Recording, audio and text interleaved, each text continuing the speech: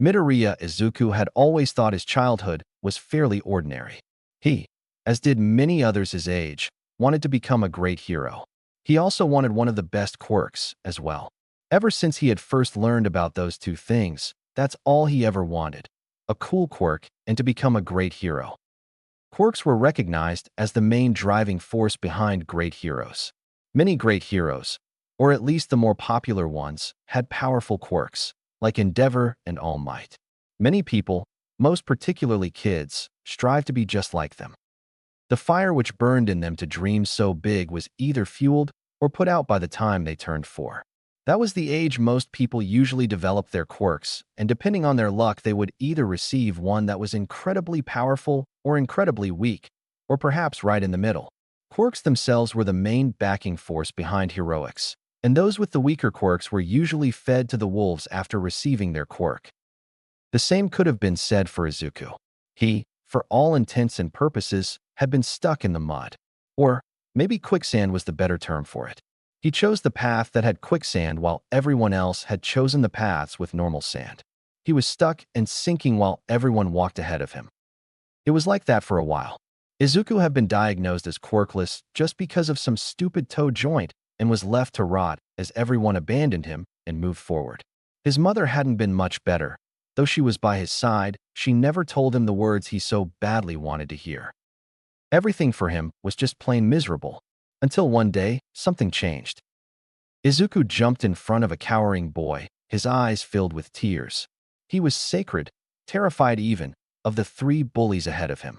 "That's mean, Kakin," he said, still crying and even starting to shake. "Can't you see he's crying? If you keep going." Despite his shaking, Izuku assumed a fighting position. "Three'll never fall of you." The 3 bullies stared at him for a moment, actually surprised at such a ridiculous display.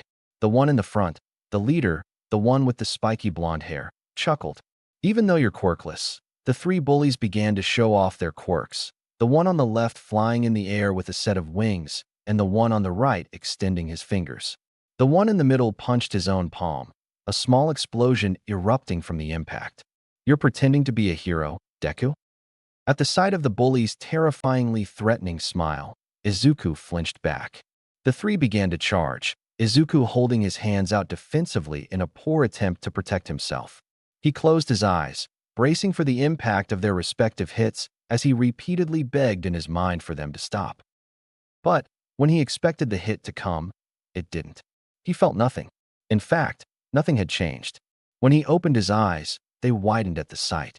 The 3 bullies remained suspended in the air, frozen almost, their quirks and all. They sort of glitched too, almost like static on a TV screen, Izuku compared it to. Izuku was mystified by the sight, even looking at his own hands in wonderment. When he concluded that he had a quirk, he quickly rushed home to tell his mother, even leaving the bullies forgotten and frozen in his excitement. He didn't notice, however, that when he started to run away, the bullies unfroze and continued to fling themselves forward, only to hit nothing and tumble into the ground. All of that had happened in the simple span of a few seconds. His mother, at first, didn't quite believe him when he told her, much to the little boy's dismay. She thought that it had simply been a product of his imagination, nothing more than that. Izuku, who had been greatly offended and was threatening tears, was determined to prove her wrong. In a hurry, he picked up a fragile vase from one of the tables in the room, which already threw his mother into a panic, then threw it across the room. His mother attempted to dive and catch it, even diving on the floor in a sheer panic. Though what Izuku expected to happen didn't. Instead of just freezing the vase in the air, he froze everything. His mother, the vase, the air, nothing moved. Izuku was confused, walking to his mother to investigate, getting right in front of her. Then, everything resumed. Izuku, being right in front of his mother, who had been going for the vase, received the brunt of her tackle. The vase broke on the ground, but the Midoriyas paid it no mind since they were trying to recover from whatever had just happened. Inko had been the first one up, souring confused questions. Izuku, what was that? What did you do? Did you teleport?" Izuku tilted his head, still confused, but then it shifted to one of excitement. "I told you I have a quirk. You and everything froze, and I could still move. Now I can be an awesome hero, like All Might." Inko looked at her soon in bewilderment, while he just looked mighty proud of himself, even assuming a mock heroic pose, similar to All Might's. She was confused. The doctor had specifically said that he didn't have a quirk. Was it some kind of oversight? She was scared. Scared for him. She had a very, very bad feeling about what his quirk, or power as she would dub it for now, actually was. She felt as if it was something that was much more than it appeared. Her gut was usually right about most things, so she would trust it again. She was afraid of what would happen to him if word about this quirk got around, too. And so, despite how much her son was devastated by it, she told him to keep it a secret. She told him to tell no one. He cried, a lot, asking why he couldn't tell anyone that he finally had what they had. Still, despite the pit in her chest, she denied his pleas. Another thing bothered her. The way he worded things while begging her to tell his friends. She had a feeling things weren't going well with the other kids he knew. The way he cried, the way he begged, it bothered her. She knew that if she asked him about it now, he would decline any and all suggestions. She could only keep an eye on it and take action when more obvious signs popped up. That was how he had discovered his first of many abilities he would later discover. The next one came about a year later, when Izuku was 5. Izuku had been given the cold shoulder by almost everyone, or had been chosen to be the main punching bag amongst them. The daycare didn't care much, since he was quirkless. He wanted to so badly tell them all that he had a quirk, but for the sake of his mother he chose not to. He knew her scared look when he saw it, and if she had asked him to do that, then it was serious. His old best friend, Bakugo Katsuki, had been picking on him non-stop since his quirkless diagnosis. It hurt Izuku, but he still followed him. How could he not? The spiky blonde had an amazing quirk. Izuku, despite how much he practiced his in private, just couldn't help but not equally compare their two quirks. Still, Bakugo attacked him. He used him for his own entertainment and pleasure like some old doll. Until, one day, something different happened. Izuku had been, once again, following Bakugo around on one of their adventures. Izuku didn't quite get the hint that it really pissed the blonde off, so, after some harsh words, they attacked him. Izuku, though, was experiencing something. When they turned, he just saw what they were going to do. Bakugo was going to try and hit him with a right hook, while the other two would simply try and hit him normally hidden. On some kind of insane reflex, Izuku ducked under the right hook and simply dodged the other two. Bakugo hadn't been expecting him to dodge and actually lost his balance a bit. Once he recovered, he began to demand Izuku, which a lot of profanity mixed in that a child his age shouldn't even know, to explain what just happened. Izuku had stuttered, telling them that he really didn't know what happened. He had wanted to run away, but he didn't. The strange ability didn't come again with their second change, which was even more anger-fueled than the last time, leaving him beaten and burned. When he returned home, he was crying. He had cried to Inko, asking her why, no, begging her to tell him why he couldn't tell anyone about his quirk. Inko had seen the burn marks, the cuts, the bruises, and took action immediately. Needless to say, she was pressing charges on the daycare and ended up threatening to do the same for each of the parents' kids. Bakugo's mother, Mitsuki, who was actually a close friend of hers, wasn't entirely happy with the threat of charges, but recognized that it may be the only way for her son to learn his lesson. Inko had been nice enough to let them off with a warning. Bakugo had been scared to death about the possible stain on his record, Inko had heard. It pissed her off that he was only worried about his record, but in the end she let it go in hopes that he would change. Izuku would be homeschooled from then on. There was absolutely no way she was sending him back to any school after what he'd been through already. Inko truly believed that he would experience the same sort of things if she sent him back. He had told her about his new ability as well. He had been confused about it, wanting to know if she had any knowledge of what it could be. She had told him she didn't know. That was a lie. She did have some clue as to what was happening with her son, but wasn't entirely sure. Her gut feeling had been right. There was definitely more to his power than had been originally thought of. First, he was freezing things, then suddenly able to predict the future. Inko, from the two abilities she knew about, could only come up with one singular source: time. She was a lot smarter than she seemed, putting the clues together herself, and, despite the fact Izuku asked her for help, she knew Izuku was doing the same thing. The way he froze things, it was almost as if the time around them had completely just stopped. Then, when Izuku stopped using the ability, it resumed again and continued on its pre-existing path. This was the case when they froze and moved an object as well. Even when the frozen object had been moved, its velocity and movement stayed the same. Izuku dubbed it static. This brought her back to the other ability. She just knew he had a time-based power after this one appeared. A sort of precognition of the future. He was able to foresee the events and take action to avoid them, from what her son told her. There wasn't much more on that ability other than that. A few days later, when she was about to leave for a grocery run, Izuku had burst out of his room in a crying and screaming fit. He grabbed her by the legs and begged her not to leave. When she asked him to elaborate, he told her that she would be involved in a horrible accident if she left.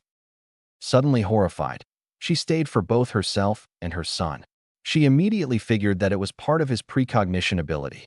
She paid close attention to the news that day and, as it turned out, there had been a deadly accident on her route. She would have been right in the middle of it. Inko had come to the conclusion that his precognition could be changed or influenced by his actions. She thought that, perhaps, if he made any kind of interference, things would change, otherwise it would stay the same.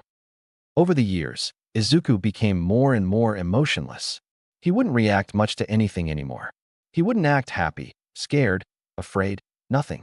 Though, despite her worries, she believed she knew why. Izuku had been trying to master his powers since the days he got them.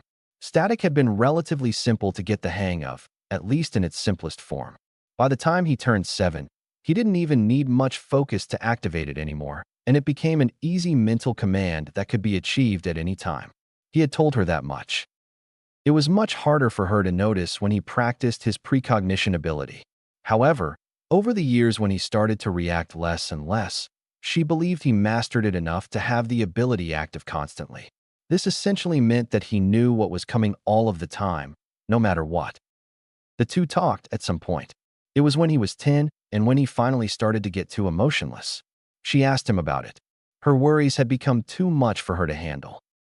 He knew that she would ask him questions, and he didn't care. Even knowing that it would come, it still hurt him to see his mother worry the way she did. Over the time he'd had static, he had been endlessly practicing it. His mother didn't know, nor did anybody else know or realize it. How could they, when you can literally stop time around yourself? Eventually, he had worked his way to mastering the ability. It took a long time, and he completely slacked off on his homeschooling work for a while, but he did it. He just worked on perfecting the ability over the years, just trying to get the hang of activating it and keeping it that way. When he tried to go over his very small limit, he had always been met with a killing migraine that had immediately made him deactivate the ability. Still, though, he believed it was possible to surpass. Now, it required little to no mental effort to freeze time for a few seconds. There were, of course, other tests done too. He had a much simpler explanation in his notebook that included pretty much anything. Static. The user is able to freeze time for a total of 15 seconds. When this ability is activated, the things that are frozen will have a static-like appearance. The user is able to move freely while the world is frozen. The user is also able to discern particular objects from being frozen, as long as they are touching it. No damage done to an object while frozen, only moved if the user wills it and is in contact. Current limit of world freeze without rest, 15 seconds. Cooldown period, 10 minutes, minimum. Once he had mastered that, he moved to his other one. His mother had labeled it as a sort of precognition, and it stuck. This one took less time to get the hang of than static, which took years, but it was still hard to do and still did take a long time. The main reason it probably was taking so long, at least for him, was because of him still being a child. The ability itself was an enigma to him. It would first appear at random times. He couldn't quite discern the trigger like he had with static, which was a focus and command-triggered power. Precognition was something entirely different. Eventually, he was able to figure out the way to trigger it. The ability itself seemed to be thought-based. It was odd, but not entirely illogical. He had figured it out when he was working on his school assignments. Actually, he had simply wished to know how he would solve the problem, and the ability showed him. Thinking back, the other activations had been similar. When the bullies were going to attack him when it first appeared, He wanted to know what moves they would do. When his mom was going to leave that one day, he had wondered about how safe she would be. With some practice, it was easy for him to activate the ability. He only had to wish to know about his near future.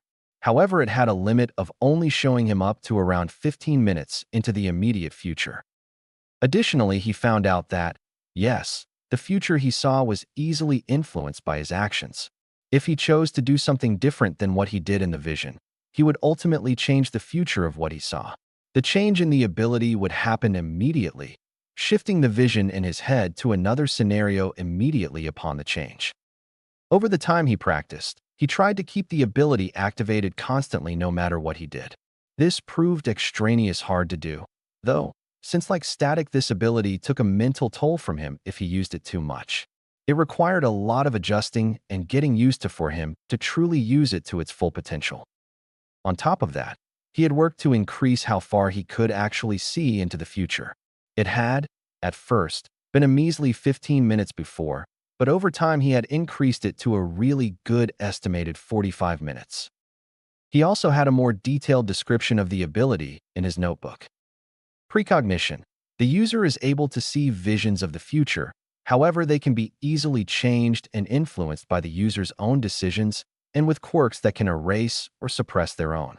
Maximum sight into the future, 45 minutes, estimated. Cooldown, none. But the consequence he didn't expect from using this power would be that he would get too used to it. He got too adjusted to his precognition ability, starting to automatically rely on it to the point where it just became an afterthought and part of his natural lifestyle. It never went off, now. Due to this, he became more and more outwardly emotionless as a result, always knowing ahead of time what would happen, which effectively took the reactions from him. Of course, he wasn't entirely emotionless. It was more of an outward thing he adopted than a true inside change. He still felt happy, sad, and all of the other emotions. He just didn't show it much anymore. That was why, or at least the main reason, his mother had wanted to speak to him. He was changing, and she wasn't sure if it was for the better or for the worst. In a rare show since he mastered precognition, he cried and gave her the most heartfelt hug he could. He apologized endlessly for worrying her so much. It truly hadn't been his intention. They had separated from the embrace eventually, with him having to promise her that he would be careful and not keep her in the dark anymore. He swore that he wouldn't. Well, that was the case for the next year, at least.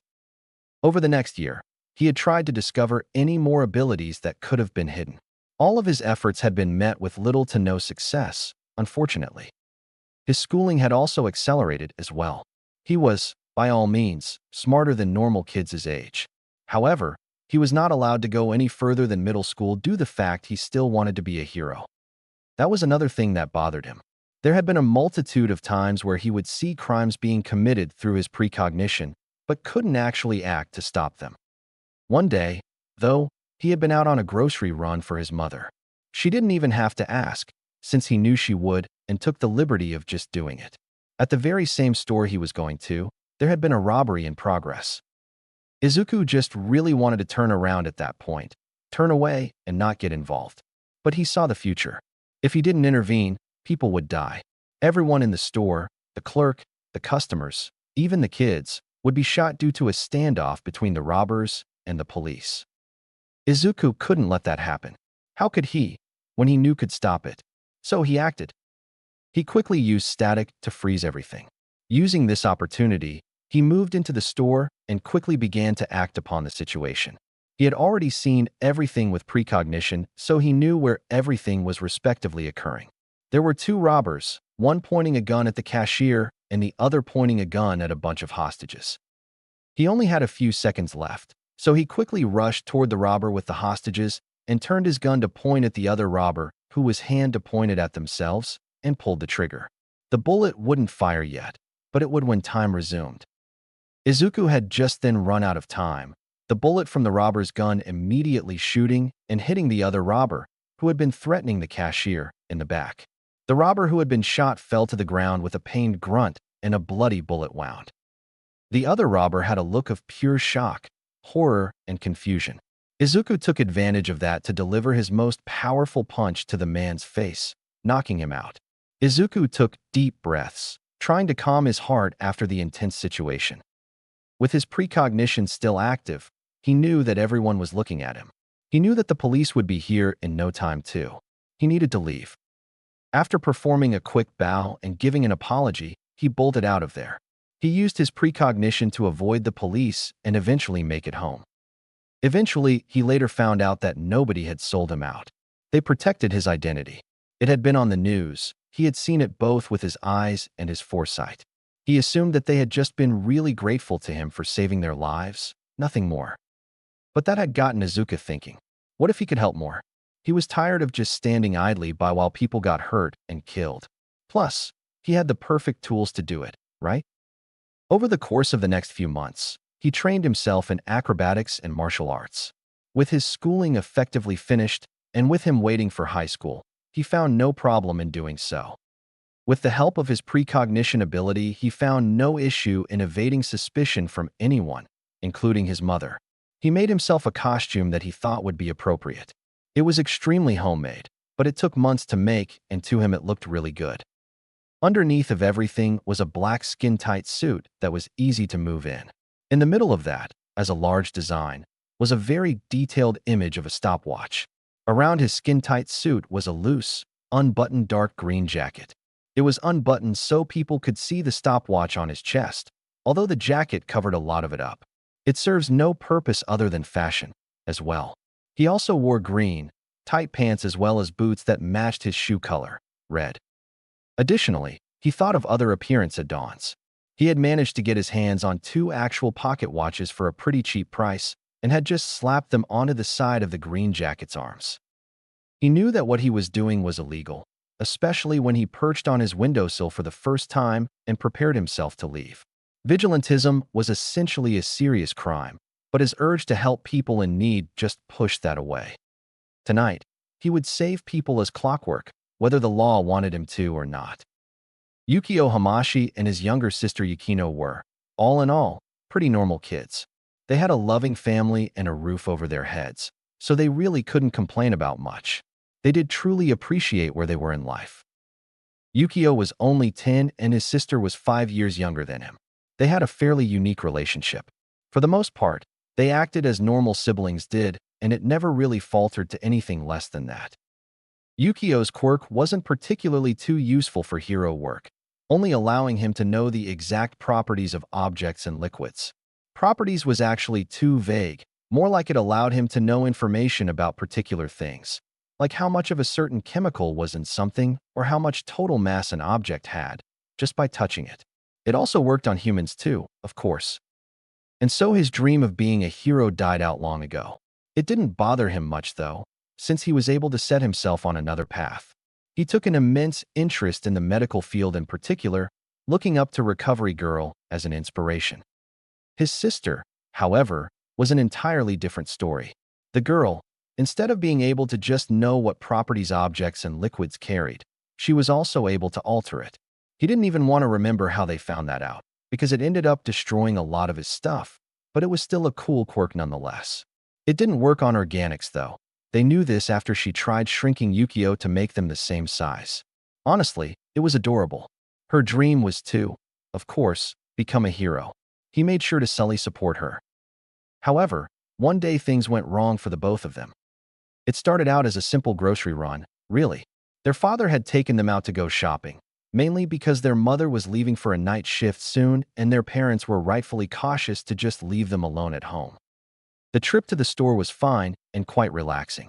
The siblings actually became mesmerized by the setting sun and the colors that changed in the sky as it set.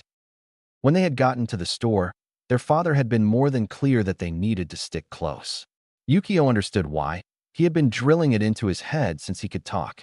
Kidnappings were the main concern, but there were others that could happen, and Yukio only knew that it made his parents really scared.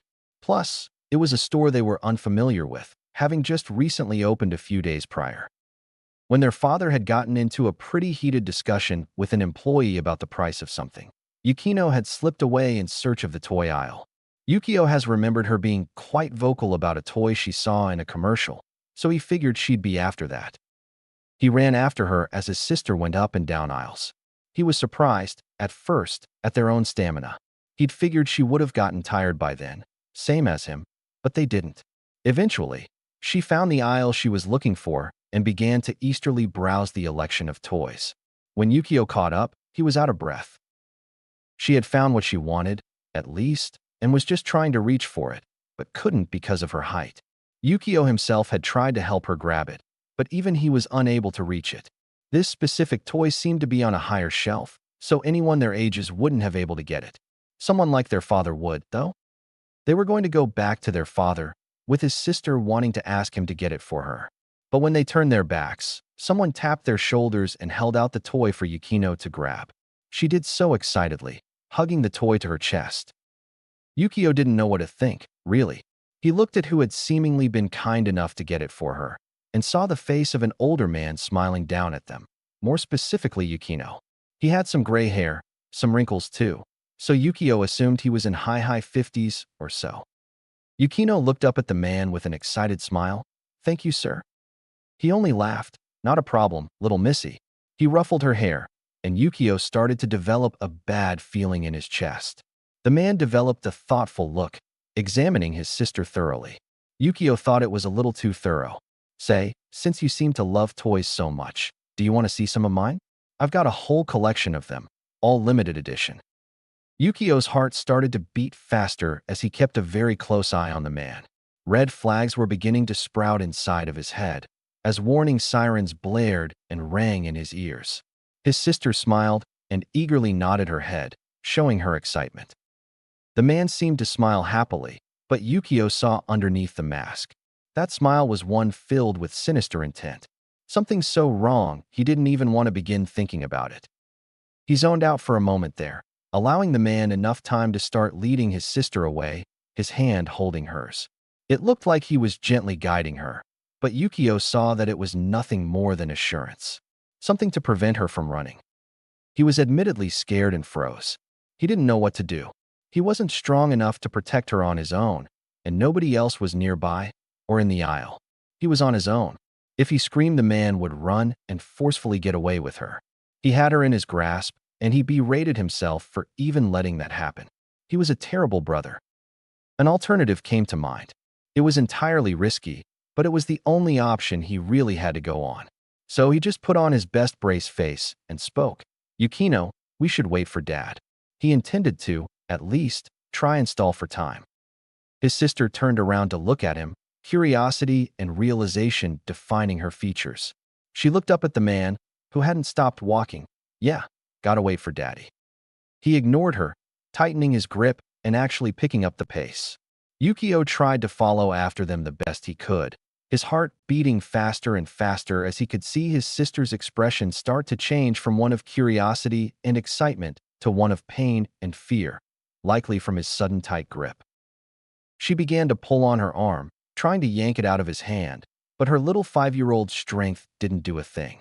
Yukio tried to help too, but the man backhanded Yu incredibly hard and sent him to the ground with a loud slap. Yukino screamed loudly. It likely alerted the entire place.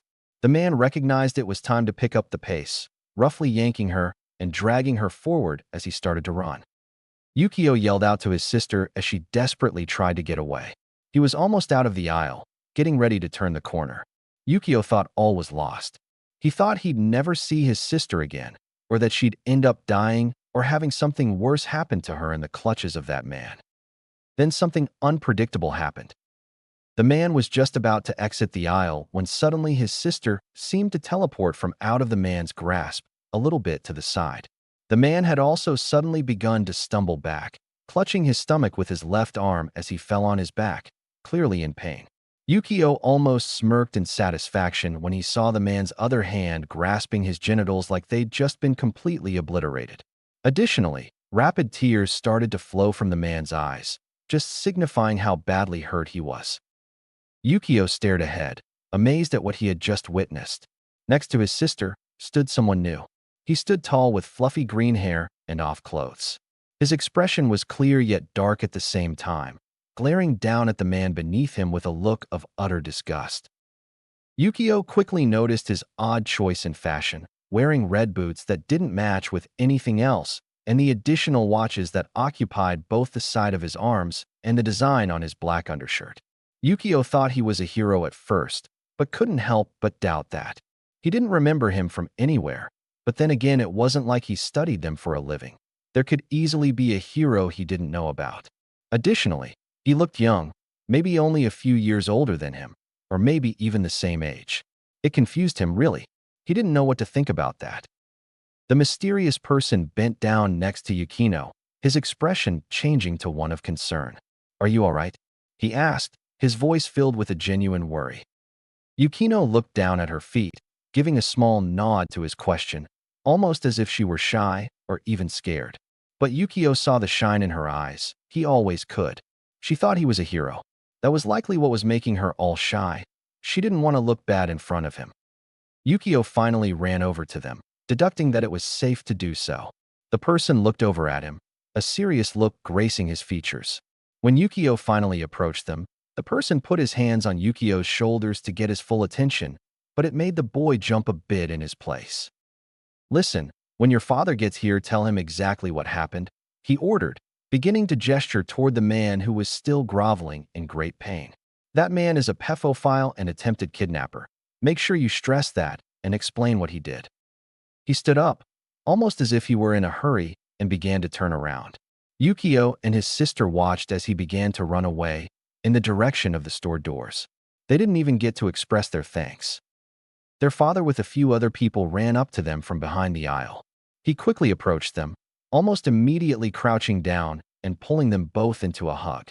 He expressed his worries and fear to them, unable to help from blaming himself. Yukio expressed that it wasn't their father's fault, but theirs for carelessly running off without him. He had also explained to his father, and someone that looked to be a worker, what had happened, and they did not look pleased in the slightest. The worker commented that the police had already been called and that the man would definitely be arrested. "Yeah, a cool hero came in and beat him up," Yukino loudly and excitedly added, shoving her fist high into the air. Their father was skeptical at first, expressing to the worker that no hero would dash after a fight like that. Yukio couldn't help but wonder if that was right. Was he not a hero? But Yukio could easily recognize the genuine concern in his tone of voice and expression. He had been there to help. Something that also got Yukio concerned was that the person somehow knew that the person with them was their father. It creeped him out, but he wondered if it was just a part of the person's quirk. Maybe that's what the watches signified. Could he look at memories or something? But he had some kind of teleportation. He'd seen it. Well, despite the wonder behind the person's quirk and who he was grateful. He could tell that his father was too. Yukio couldn't help but look at the door to the store. That person just found one of his biggest fans in both Yukio and Yukino that day, both of them eternally grateful to him. But they never did get his name. A sigh echoed throughout the large warehouse, making multiple thugs draw their attention to the source. "You guys really never do learn, huh?" It was a simple statement, but enough to carry the individual's disappointment. He only shook his head as the thugs went on guard. They seemed to ease themselves up a bit when they saw his appearance, some of them even snickering. "What are you, an All Might fanboy? Go home, you're out of your league." The person in question was Himawari Koichi, a vigilante. He wasn't too well known, probably because he only started this stuff a few months prior, but he had already started to make names for himself. Yes, names, in the plural sense. People called him a variety of different things, like Nice Guy or the Hauler, which admittedly made him cry on the inside. His real vigilante name was the Crawler, and he was most notably identified through his vigilante costume, which just happened to be a wide assortment of different All Might hoodies. People typically underestimated him, made fun of him even, but that was all right with him since they'd let their guard down and make them much easier to take down. His first, or at least one of his first, public appearances of his was actually against the three Sturm and Drang brothers, who went around the city stealing women's underwear. That's also when he met Knuckle Duster, who ended up becoming a sort of mentor to him. He was also the one that suggested that he should change his vigilante name as well. He was getting sidetracked, though, reminiscing about old times. He had a drug deal to stop. Knuckle Duster had told him about the trigger drug, and the two sometimes went on patrols to look for users of it. As of now, they were both actively searching for the main factory, but they didn't have much luck. Until now, that is. Himawari found some clues revolving around a drug deal and immediately considered it a lead. So, naturally, he went to investigate. It was more of a split-second act, though. He supposed that his good heart, as people often said he had, got the better of him there. He just didn't want people to get hurt because of reckless criminals using trigger. That brought him to this situation, where he was facing an estimated 5 or more thugs who just happened to have the trigger drug in hand. How fun. Well, he supposed it was his fault. He was reckless there and had nobody else to really blame. However, he was experienced in hand-to-hand combat, at least a little bit. Knuckle Duster had taken the liberty of teaching him some things, as well as helping him get a better handle on his quirk. He was thankful for that, really. His teachings have gotten the vigilante out of sticky situations more than once. Seemingly having enough of the silence atmosphere and the vigilante's failure to act or move, some of the thugs began to charge. From what Himawari could see, there were 5 in sight, but could be more nearby or in the area. 2 of them started to charge, their impatience displayed by their reckless action. One of the thugs hardened his fingernails, which were also fairly long, and raised his hands as if he were going to swipe at him. The other one had a multitude of small fingers, which were increasingly growing as he ran forward, popping out of his hands as he reached forward rather clumsily. It was clear to the vigilante that they didn't have much experience fighting, just from the way they recklessly charged forward and the way they postured themselves to attack. The reason for them wanting trigger was probably something along the lines of desperation to make their quirks stronger, the vigilante assumed. From first glance, they were fairly weak quirks, and from what he could tell, the criminals didn't really have any other use for them. It was a shame they hadn't been more creative. Their quirks could have been fairly useful for heroism if they just looked at the possible other uses and aspects of their quirks. Sighing, the crawler merely waited for them to approach. The one with the hardened fingernails got there first, almost completely halting to swipe at the vigilante. All Himawari had to do was dodge and deliver a normal, but powerful, punch to the man's stomach to take him out of the fight. The man clenched his stomach, falling to his knees on the ground, the wind having been taken out of him. The other guy was next, reaching his hands out widely in a presumed attempt to grab him. It seemed like the man would use his extra fingers to perhaps squeeze him, or perhaps keep him held so the other guys could take care of him. It didn't matter, though, because he was almost just as sloppy as the other guy. When the man got close enough, all Himawari had to do was use his quirk, slide and glide, to accelerate his foot and essentially sweep the man. Upon being tripped, the man fell flat on his face, hard, and went unconscious. Himawari spun once or twice before decelerating. He sometimes forgets that he can brake now. He hadn't been able to figure out how to brake until Ingenium advised him to just accelerate in the opposite direction. Who knew? The remaining 3 thugs looked at him warily. Now, this could either mean that they were recognizing him as a threat or scared because they too didn't know how to fight, or both. The one in the middle, an older-looking man with no hair on his head, opened his mouth. Particles began to flurry into his mouth, a bluish-white color beginning to make itself visible. Then, suddenly, a burst of the light shot toward the vigilante at an incredibly fast speed. It was incredibly fast and actually formed like a thick laser beam. He was lucky to even be able to dodge it by getting on all fours. The blast shot behind him and made contact with the wall, exploding on impact. There wasn't any more time to mess around and play defensive. He needed to attack, especially if they had a ranged attacker over there. So, while still on all fours, he accelerated himself forward at a fairly quick speed, taking the thugs off guard. The one in the middle had been in the process of charging another blast, but due to the vigilante getting so close, he was unable to fire it again unless he wanted to risk severely injuring or even killing himself. So he promptly closed his mouth and did his best to defend in hand-to-hand.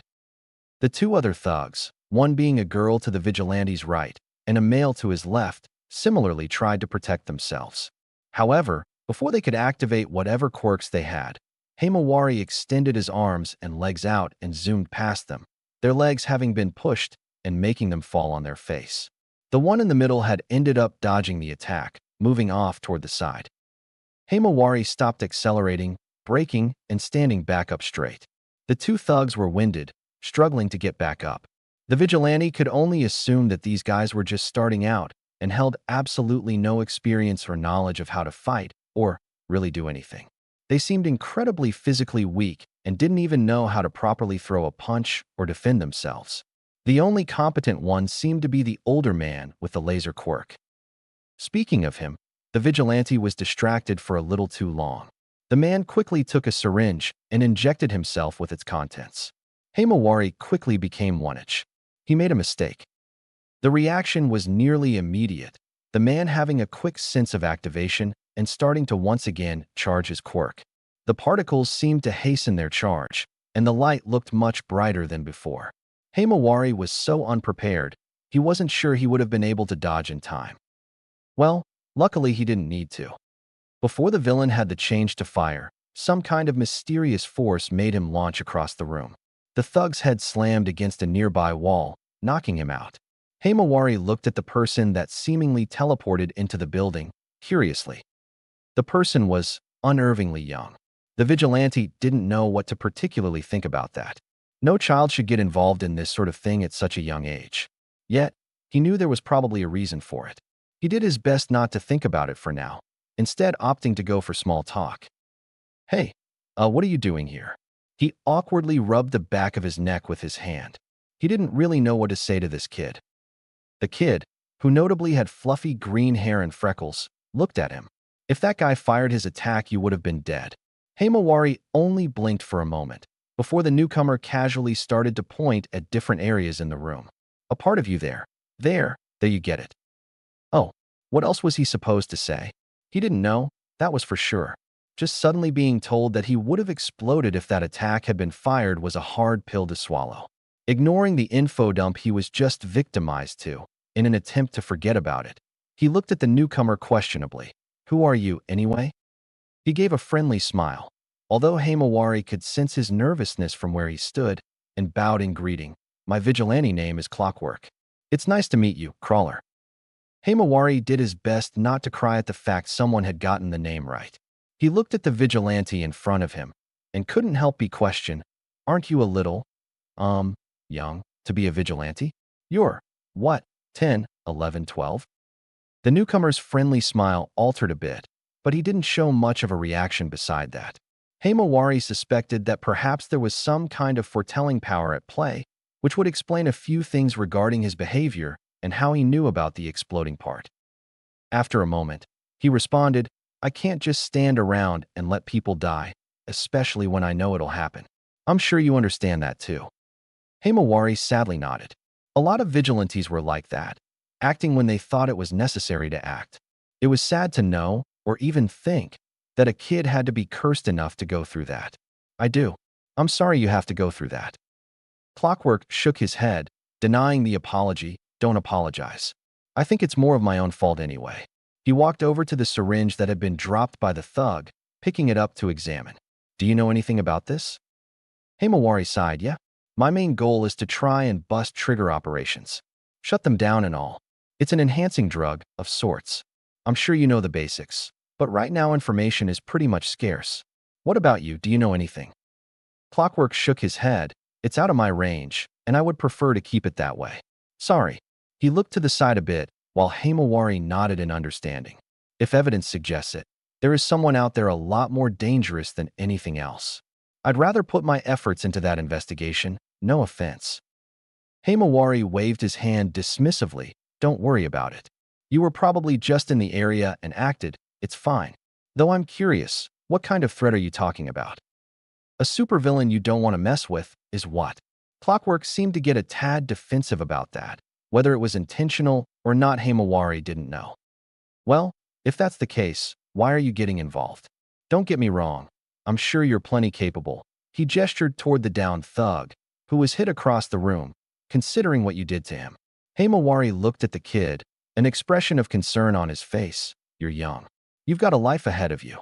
You shouldn't be the one putting your life on the line like this. The kid looked at him, sort of just staring.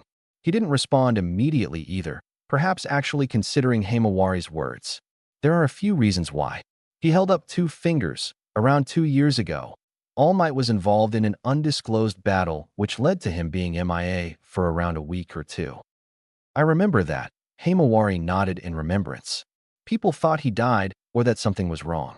The crime rate ended up going up for a bit, but he came back like nothing was wrong and everything went back to normal.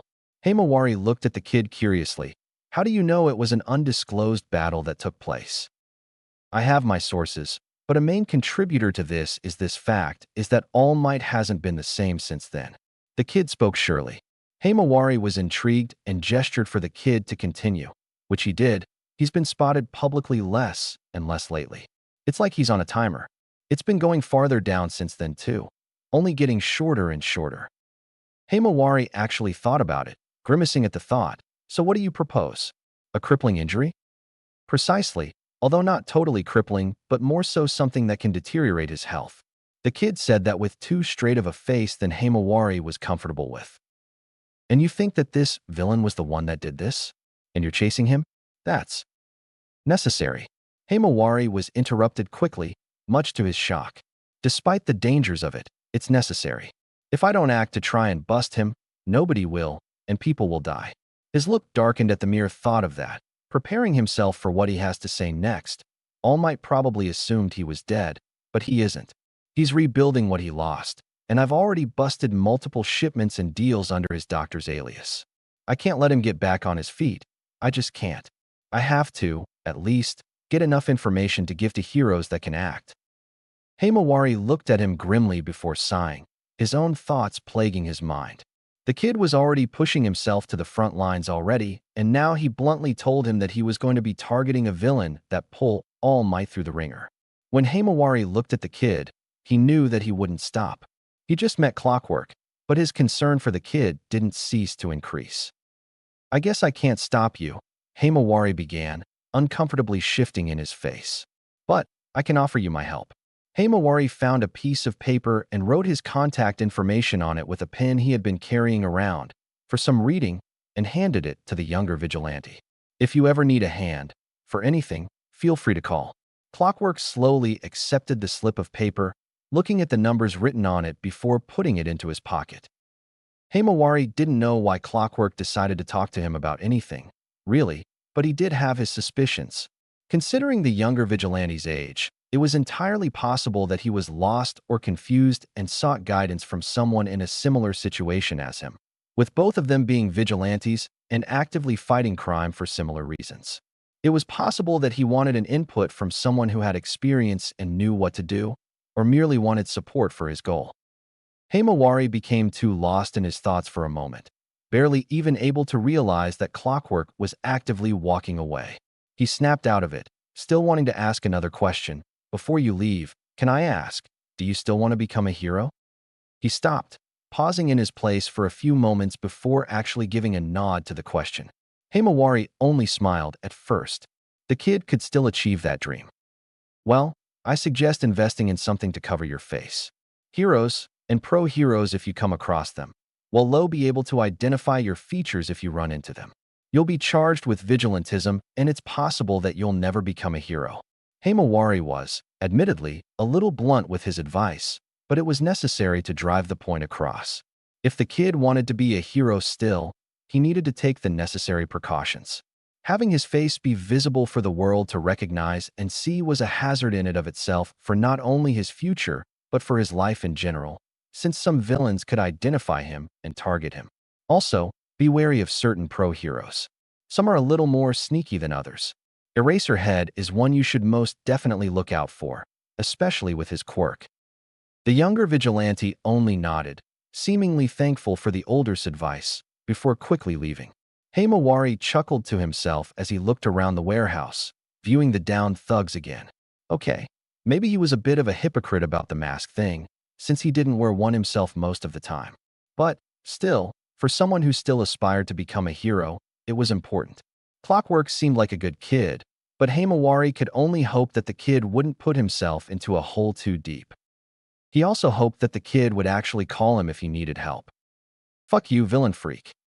The shout in front of the school went vastly uncared for. After all, many people were already used to it, with most people even saying similar things from time to time. Shinso Hitoshi was used to it far too much. He was the victim, after all. He had grown accustomed to it by now, after years of being subjected to it. Luckily, he had a supportive parent. His father, to be more precise. When he had first gotten his quirk, his mother had been less than supportive. It started off small, with her just not talking to him as much. Then it went to completely ignoring him, yelling at him for doing nothing wrong. Then, the worst case, beating him. Needless to say, when his father found out, some things happened. Most particularly, the very, very intense divorce. He remembered that night all too well, regrettably. Hitoshi would forever be grateful to his father after the years of support he got from the man. That wasn't always enough, however. The issue started to branch out into public places. At school, he'd be teased and outright bullied. It all really started before middle school, and his father had brought the issue up to the school only for it to go completely ignored. They changed schools, but that didn't help either. He couldn't be homeschooled or take online courses because, 1, they were tight on money and his father worked a pretty tight scheduled job. So, despite all his father tried to do for him, he was still, for the most part, alone. At school, things got progressively worse as the years went by. From just tame jokes and teasing in the earlier years to constant insult and berations now. Some kids even gave him the eyes, as Hitoshi would put it, which gave him the impression that they wanted to physically hurt him. All of this, and for what? Why did they do this? Well, all because Hitoshi's quirk was brainwashing. The name says it all, apparently, and he was quickly labeled as a villain due to his quirk. People were scared of him, often backing away from him out of fear he'd do something to them or make them do questionable things. Others wanted to show him his place, trying to play hero and stop the villain. There were even cases where he'd been framed and got into trouble. People claimed that he forced them to do it, or some other bizarre thing. That was why Hitoshi wanted to be a hero so badly. He wanted to prove all of the wrong. He wanted to prove that he wasn't a villain, but a hero. But he had doubts. How could he not?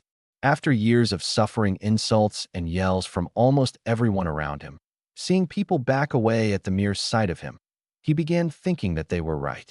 Maybe he was a villain. He walked by the kids that just yelled at him, passing by a few other kids, which appeared to be his entourage, and started his walk home. He looked down at his feet most of the time, lost in his own, admittedly depressing, thoughts, only looking up from time to see where he was exactly going. By the time he reached an open field area, he snapped out of his thoughts. He looked into the field, which seemed to be a park, with light green grass flourishing and kids playing outside with other kids, their parents not too far away. It looked nice, really. It was a damn shame that he missed out on that. He really wished he'd had that kind of childhood, playing and bonding with others his age.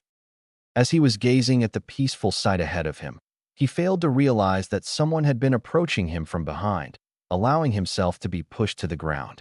He fell with a grunt, turning around to face his assailants, the same group that had previously yelled at him at the school's entrance. The group had around 4 people. There was the leader, who had pushed him, and typically the snobby asshole of the group, bossing the others around almost constantly. There were also 2 other males and 1 girl, but they weren't very vocal and usually only echoed what the leader said and copied his actions. "Thought you could just walk away from us, villain?" The leader teased, a satisfying smirk ever present on his face. Hitoshi was admittedly afraid of being beaten. He wasn't a strong kid by any means, and even if he decided to physically fight back now, he doubted he'd win in a 4 versus 1 scenario. He'd use his quirk, but they knew what it was, and they wouldn't fall for any obvious taunt or trick from him. And so, the purple-haired boy was practically forced to just lay there and endure it, but like hell would he give in.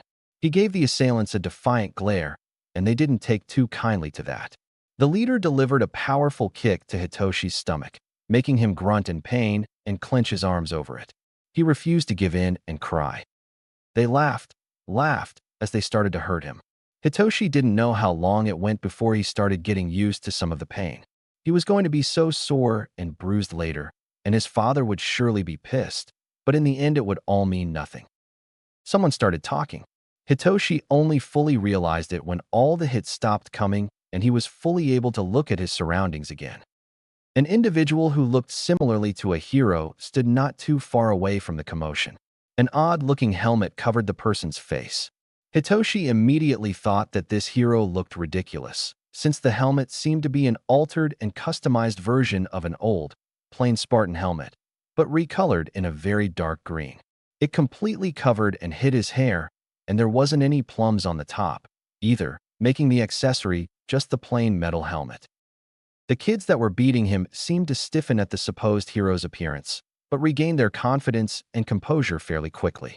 Well, actually, the leader gained it back fairly quickly, and the others basically just copied his example.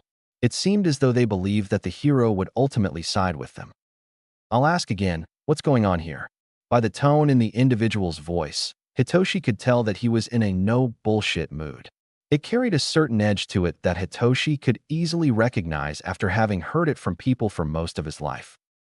The assailants didn't seem to recognize it, though, and still believed that the individual would be on their side. We were just putting this despicable villain in his place, sir. The leader had said that as confidently and snarkily as he could, perhaps trying to bask in some kind of heroic glory as if he had just done some good deed. Hitoshi could see the person's glare intensify. Villain? How is he a villain? His tone seemed more flat, and, if Hitoshi correctly pinpointed it correctly, livid. The leader hadn't seemed to pick up on it once again, and so he continued to run his mouth. His quirk, sir. It belongs only to someone that can be a villain. The individual hummed thoughtfully, and what is his quirk? Even though the purple-haired boy couldn't see it, he knew that the leader had just smirked. He can brainwash people if you respond to anything he says. Truly a villain's quirk and a villain in the making. I see, the individual spoke, beginning to walk over to Hitoshi. The assailants parted to make a path for him to walk through. Hitoshi didn't know exactly what to expect when the other male started looking down at him. He was actually caught for surprise when he spoke. He doesn't look like a villain to me. Hitoshi saw the leader's face shift into one of surprise and paralyzing shock, with his followers having similar expressions. What do you mean? Without even looking back at them, the individual responded, a quirk is not what makes the person, but a person that makes the quirk. His gaze softened as he looked down on Hitoshi. All I see here is a scared boy who wants nothing more than for all of this to cease. Finally, he looked back to the assailants with a stone-cold glare. It made them practically shiver in place due to the sheer intensity of it. I can tell you right now that your actions are more villain-like than anything. Now, get out of here before I do something I might regret. And get out of there they did. They scattered and ran like cowards after he said that, fearing for who knows what. The individual turned to Hitoshi again, knelt down, and offered a hand with a small smile on his face. Hitoshi only could look at him, almost amazed by what just happened. When Hitoshi finally, albeit hesitantly, took his hand, he couldn't help but ask, "You're not afraid of me? You don't think I'm a villain?" The individual pulled him to his feet. Hitoshi already felt sore and grunted a bit as he adjusted himself. Hitoshi hadn't exactly noticed it before, but this person was actually shorter than he was, and his facial features actually looked to be young, maybe around his age. And, to Hitoshi's surprise, the person just laughed at his question with a light and actually high pitch that he also didn't notice until now. When the individual finished laughing, he looked at him and strictly said, "No, not at all. I actually think your quirk is really cool." He chuckled to himself, but Hitoshi was shell-shocked by those words. Trust me when I say I went way too easy on those guys. I take quirk discrimination very seriously. Plus, he pulled out a phone. I got a lot of that on video. I'm going to make sure they're arrested. He sort of waved the phone around in his hand, mumbling about making an anonymous tip to the police about this and other stuff similar to that. Eventually, he looked back at Hitoshi, but, as I said, I think your quirk is really cool. Brainwashing is, like, a perfect undercover quirk that can totally be useful in so many situations. I bet you can. Hitoshi only blinked at him, unsure as to what to say as the person rambled on and on about the possible uses for his quirk. This was the first person other than his father that actually decided to stand up for him, too. But as Hitoshi observed this person, his behavior, actions, looks, and sounds, he began to suspect that this person wasn't exactly what he appeared to be. A part of Hitoshi just thought this was some kid playing dress-up, so he had to be sure. "You're not actually a hero, are you?" Hitoshi suddenly asked, snapping the individual out of his thoughts. The individual visibly flinched at the question, making Hitoshi's suspicions actually correct. He spoke, Well, no, not exactly. But he cut himself off and started to speak in jumbled sentences, trying to form some kind of excuse as to who he was and whatnot. Hitoshi barely paid his ramblings any kind and just continued to piece together the pieces he had on his own. He started making connections to things he's seen in online news articles and witness statements about a new vigilante. Hitoshi internally compared the person's outfit to the one the vigilante wore in a witness description. He didn't remember anyone mentioning a helmet, though, so he figured that was a new addition. So Hitoshi finally dropped the bomb. "You're that new vigilante, aren't you?" The supposed vigilante ceased his ramblings again to look at Hitoshi with a red face. Yes. Hitoshi was internally amused at this guy's actions. It was like he was a little kid, which he actually probably still was since he looked to be about Hitoshi's own age. That amusement died down pretty quickly, though, when he realized what had happened again and remembered that he'd just be right back into it the next day. Hitoshi was seconds away from just thanking the vigilante, stuffing his hands into his pockets, and leaving, but the vigilante's next words stopped him. "Say, do you want to become a hero?" The question mostly surprised him at first, but he responded all the same with a simple, "Yeah." "Why do you want to be a hero?" The vigilante pushed, his eyes boring deep into Hitoshi's own. "What do you mean?" Hitoshi was confused by the question. "I mean, what do you want to be a hero for? What's your goal?" Hitoshi thought for a second before responding. "I want to prove everyone wrong. I want to show them that I'm not a villain and can be a hero." The vigilante visibly blinked once or twice before slightly shifting his shoulders. "What about something long-term?" he asked, making Hitoshi confused once again. He spoke again to elaborate. "I mean, you can get into a hero school and become a hero, prove them all wrong. But what's your goal for long-term? What will you do as a hero? What is the main thing you want to achieve?" That question actually made the purple-haired boy think for a bit. What was his long-term goal in heroics? Why did he exactly want to be a hero besides proving every bully and non-believer wrong? In truth, he didn't really know. He started to think a little deeper, while the vigilante waited patiently for Hitoshi's response. His thoughts began to drift to events from his own life, how things went and how people treated him, not to mention why they treated him the way they did. And so, after a few more moments, Hitoshi had found his answer, looking into the vigilante's eyes before speaking. "I want to help people who are like me. People who are hurt by the people around them because of a quirk they couldn't help but get, of possibly lack thereof. I don't want those people to go through what I did." The vigilante smiled at Hitoshi. "That's an admirable goal. I'm rooting for you. What's your name, and are you going to apply to UA?" For the first time in a very long while, Hitoshi genuinely smiled. "Shinso Hitoshi, and yes, I am," he answered. "Well, Shinso, I'm really going to root for you. But prove them wrong now." At those words, Hitoshi grew confused once again, so he decided to elaborate. "Work hard now, and make a statement for yourself. Train your body, mind, and quirk in preparation for when you apply to become a hero. Show them that you aren't messing around, while at the same time covering all of the necessary bases so you can pass the entrance exam. I hear it's robots." Hitoshi looked at him blankly for a moment, before he closed his eyes and genuinely chuckled. Hitoshi Shinso, chuckled. He thought he'd never see the day. Admittedly, Hitoshi likes this vigilante guy that was apparently also his age. "I hope to see you there, Shinso." When Hitoshi reopened his eyes, after finishing his little chuckling session, the vigilante had mysteriously disappeared, leaving Hitoshi on that last line of dialogue from him. Hitoshi was a bit shaken by that, since he didn't hear any kind of footsteps or signs of departure. Eventually, he just chalked it up to a teleportation quirk of some sort and left it at that. Hitoshi left that park with a changed mindset.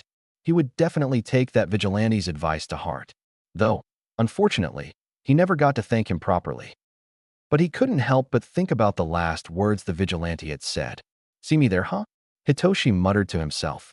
Perhaps then he'd actually get to thank him. Surprisingly enough, the next time Hitoshi had school, he found out that the vigilante had stuck to what he said and had somehow gotten his assailants arrested under multiple charges, some not even having to do with him. There also seemed to be an internal investigation at his school, mainly due to leniency on quirk discrimination. His father had pulled him out of the school soon after finding out about the true extent of Hitoshi's treatment.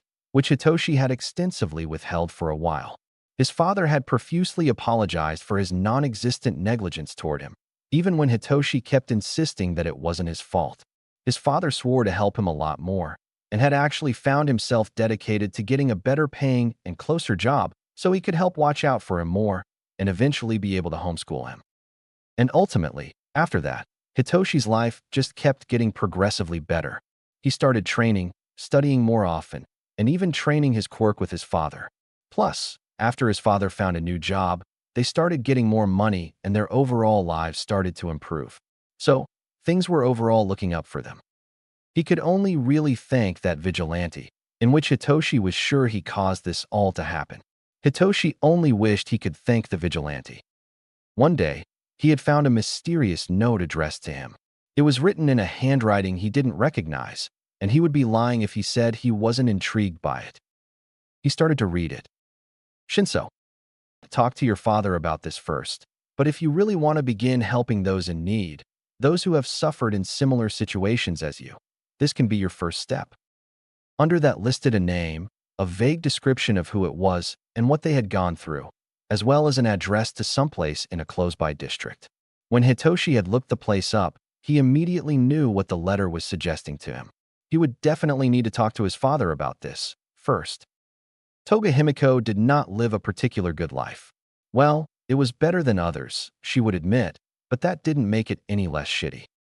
Quirk discrimination was, unfortunately, a very common thing in the world, and this was something Himiko had the unfortunate pleasure of understanding when she was only 4-year-old. Himiko had gotten urges. It was the first sign of her quirk coming in. She had this weird, unyielding urge to drink people's blood. It wasn't exactly too invasive of a feeling, meaning it didn't overpower her enough to where it influenced her actions, but it acted more like an itch. It was an irritating itch that Himiko just wanted to scratch and make go away. So, inevitably, that's what she did.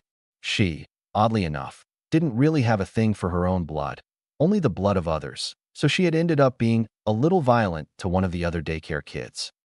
The reaction was quite quick.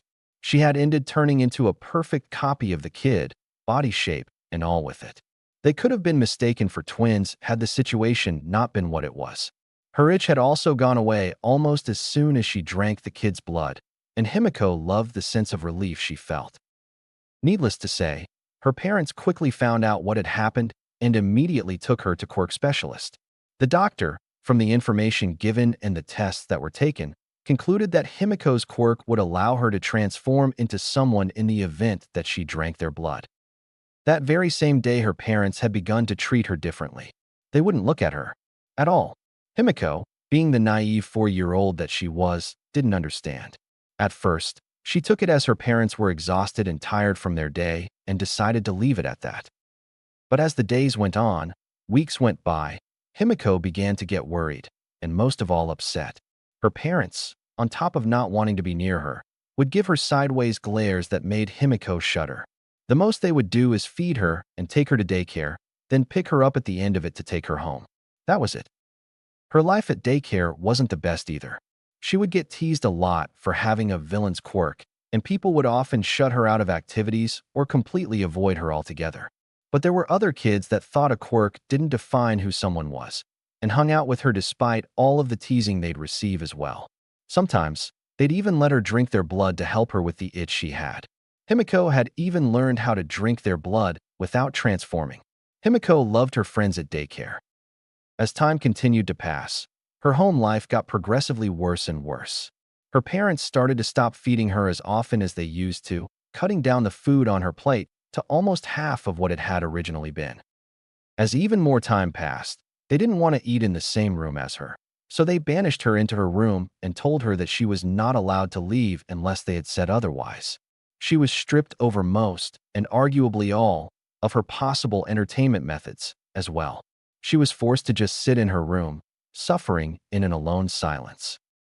Then meals started becoming less and less frequent. They'd skip out on meals for her, with the only ones she'd get being from school, daycare having passed, and those lunches didn't provide her with very much most of the time. She'd get asked about her health a lot by the teachers and her friends, but Himiko often found herself putting on a fake smile at school, saying everything was fine when everything really wasn't. When she got home, she'd often find herself curling into a ball in her room, once being banished into it, and crying to the sound of her stomach's growling. The signs become more and more apparent that her health wasn't too great. She was abnormally skinny, her stamina was anything but great, and she found her strength just being sapped away most days. Her friends had tried to give Himiko shares of their lunches, but Himiko would always refuse. Her parents would always talk behind her back, thinking that she couldn't hear them. But she could. She could hear them almost every time. What they said about her hurt much more than the actions they had done. By the time she had reached middle school, things were more or less the same. Her parents had stopped feeding her completely, leaving Himiko to barely survive off of what her public school gave out for lunch. Himiko often wondered why they didn't just pull her from school and leave her to die, like they wanted. Perhaps they just didn't want to be caught, and pulling her out of school so suddenly while her health was rapidly deteriorating was probably a really suspicious move. She had started to distance herself from others. Her parents' words and their actions toward her had started to plant seed after seed of doubt into her mind that just kept growing into a flourishing plant of doubt. People also started to give her varying looks, which didn't quite help her mental condition. So, despite her friends' attempts to reach out to her, Himiko kept herself at a distance. She didn't think herself as much of anything except what people, mostly her parents, had called her since she got her quirk, a villain. She was a half a year into her first middle school year when the police and a hero busted down her house's door. Himiko had been, admittedly, afraid. She didn't know why the police were there, why they had busted into her house, and then her barricaded room, courtesy of her parents. A large part of her thought that she had done something wrong and that she had gotten into trouble with the police. But it turned out to be the opposite. Himiko was actually saved and her parents were arrested. She had been taken to the hospital, a place she hadn't been to since she was very young, and given the treatment she needed that would inevitably save her life. She had been without proper food for so long, she needed to recover in more ways than one. Eventually, a few police officers and a detective had come into her hospital room. Himiko had been gently questioned on what her parents had done to her over the years. She had, very scaredly, answered those questions, fearing what the police would do to her if she didn't. Himiko didn't know too much, but based on what she was told and heard, someone had finally had the gall to kickstart an investigation into her home life. Apparently, many of her friends filed reports regarding her mentality and physical health. Even her teachers had done the same. There was also someone that anonymously had been gathering evidence against her parents for the last few months or so and had submitted it to the police. She, quite honestly, wasn't sure of what to think. Over time, as she recovered, people began to visit her in the hospital. It was mainly her friends, who came and did a lot of things with her. They'd chat up a storm, talking about the latest gossip, or sometimes even taking the time to try and help Himiko catch up on what she missed in school. Even some concerned police officers showed up from time to time, checking up on her condition. Apparently, her statements to the detective had been recorded and used as additional evidence against her parents. When she asked a visiting officer what had happened to them, all he said was that, with all the evidence they had on them, her parents would be away for a long time under child abuse and neglect charges, as well as quirk discrimination charges. She was able to leave the hospital after a few months, having recovered enough to leave with her bills being paid by some anonymous person. She was forced into an orphanage, since she didn't have anywhere to call home anymore. She was also scheduled to see a nearby therapist once a week for her mental health as well. School life had picked up since she had last been there. She started to reconnect with her friends, especially after they took the time to visit her in the hospital. People would still glare at her or give her a fearful look every now and then, though. The months went by, and things had more or less stayed the same. The looks at school never seemed to stop, but she had gotten pretty used to it, and she had a nice, small group of friends to help her with that. It was more so her mentality that was concerning. Even though she saw a therapist regularly, it never really helped her. She would vent her issues, and even though the therapist tried her best to help, Himiko would always still have the doubts planted in her mind. Her parents' actions and their words had made a nest in her head, which seemed to only grow as time went on. So, she put on a false face, smiling like everything was okay when things really weren't. She had gotten really good at doing that. Things weren't the best at her orphanage, either. Of course, things were miles better than what she previously had with her parents. She was getting 3 meals a day, treated fairly, and more. But there was still hurt. While a lot of the kids didn't seem to mind her presence, a good few of them really seemed to despise her. They didn't say anything to her face, or say anything in any composing way for her to hear, but Himiko could tell just by their expressions and eyes what they truly thought of her. She swore that those kids told the younger kids some unfavorable stuff about her, which had made a lot of them scared of her, which really ended up breaking Himiko inside, seeing innocent kids scared by the mere sight of her. Adding to that, she found herself saddened by the thought of never being welcomed into an actual loving family. She knew that she wasn't alone with those thoughts, since most likely everyone in the orphanage with her had similar experiences, but it still hurt. She could only imagine how many people had looked at her profile, perhaps wanting to adopt her, but immediately turning away after finding out what her quirk was. Himiko knew that she had some form of depression. She knew she had it bad too, but she didn't know what to do about it. Her therapy sessions didn't help, and she was afraid of bringing up her issues with her friends because she didn't want them to change how they treated her or thought of her. So, she was kind of just suffering on her own, forcing herself to drown in the depressing thoughts her mind contoured up or remembered. Honestly, she was amazed she hadn't lost her kind completely during those years. But one day, she just suddenly inwardly snapped. She was tired of feeling the way she was. She hated how she always felt so awful about herself, and that she kept remembering all of the hurtful things her parents always said about her. That's when she decided, if they wanted a villain, she'd give them one to be proud of. They had this coming. After years of suffering, being labeled as a villain because of a quirk she was born with, she felt that this was what her life was more or less being built up to. This exact moment. She decided after school one day to finally do something. She was going to make a name for herself as a villain. Himiko, the Vampire Queen, would perhaps be a fitting villain title for her. A villain that sucked the blood of her victims. She had gotten a rather plain and normal kitchen knife from the store with some money she had found. She only needed to locate her victim and do what had to be done. It took a while, but she found someone suitable enough to be her first victim. A boy who went to her school, sporting shirt, dark brown hair, and having an attitude of a snobby charmer. He was quite popular with people at school, but typically an asshole to those he deemed below him.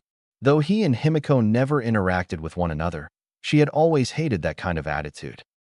She waited until the next day to make her exact move, slipping an anonymous note into his locker when nobody was around, with directions to a very specific location for a special gift, which may or may not have had other suggestive hints included. After school, Himiko watched as her target fell for the bait. He waved goodbye to his friends and departed on a different route, one that took him straight to the location that was on the note Himiko had slipped into his locker. She stealthily followed him, watching as her soon-to-be victim navigated streets and pathways on the way to the designated location. But she felt off. She felt wrong, in a way. There was also a chill on the back of her spine, like she was being watched. She ended up ignoring in favor of fulfilling her resolve, as she witnessed her target arrive at the destination. It was a fairly quiet place, deserted of people and buildings. It was too open, and it was likely that nobody would just pop in and see, either. Himiko gripped the knife in her hand a little tighter as she peeled around a nearby corner, her teeth gritting and eyes glaring ahead. It was time.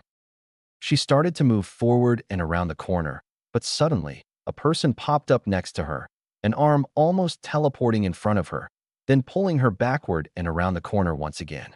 The knife was knocked out of her hand and kicked far away from her person, unable to be reached. Himiko was dazed, feeling her body hit the wall of the building she initially hid behind after having been pulled back. She looked at the individual who had interrupted her movement, her eyes glaring but filled with an uncertain fear. To say this guy looked ridiculous was an understatement, but he looked a lot like a hero to Himiko than anything. No ordinary person would dress up like this, that was for sure, and the fact that his person had freely used his quirk only seemed to support that.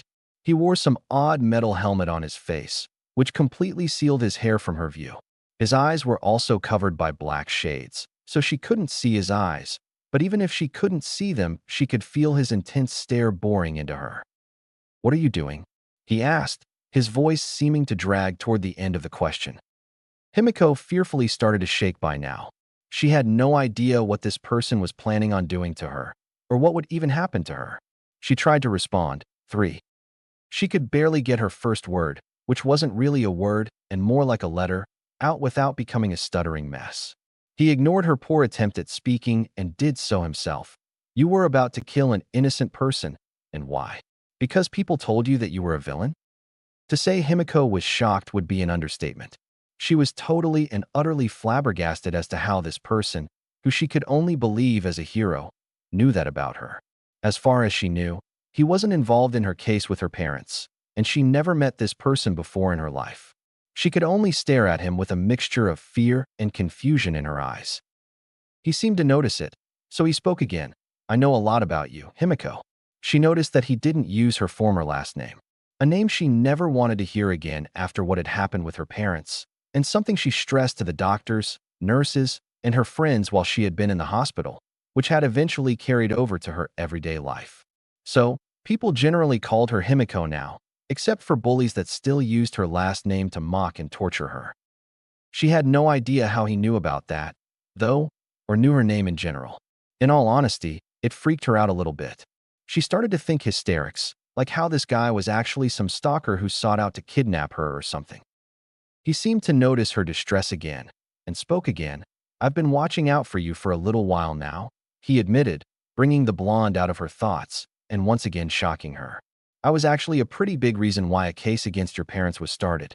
I submitted an anonymous tip with some rather unsavory evidence." Himiko only blinked at the guy. He had been the anonymous reporter that had helped get her parents arrested. Nobody aside from her, and the police knew that someone had anonymously tipped with evidence. She was, for like the third time now, completely shocked from what she was hearing. She didn't know what to say, aside from one question. "Who are you?" He chuckled for a second, before recomposing himself and answering her question. "I'm someone that wants to help you out. So, talk to me. Why did you want to do, well, this?" He used his hand to gesture to the area around them, obviously referencing Himiko's now failed attempt to unsuspectingly murder someone. Himiko hesitated to tell this guy anything for the first few moments. She didn't know whether to trust him or not, or if even saying anything at all would benefit her in any way. But, from what he said, he did help her out of her previous situation, so he really did want to help her, she figured. She thought that she had nothing to lose at this point, either, so she just decided to let out her inner thoughts. "I'm broken. My mind feels like it's shattered into so many pieces, and even though I have them all gathered, I don't have the glue to put them back together." As she told him her visualized representation of her mental state, she started to tear up. She spoke again.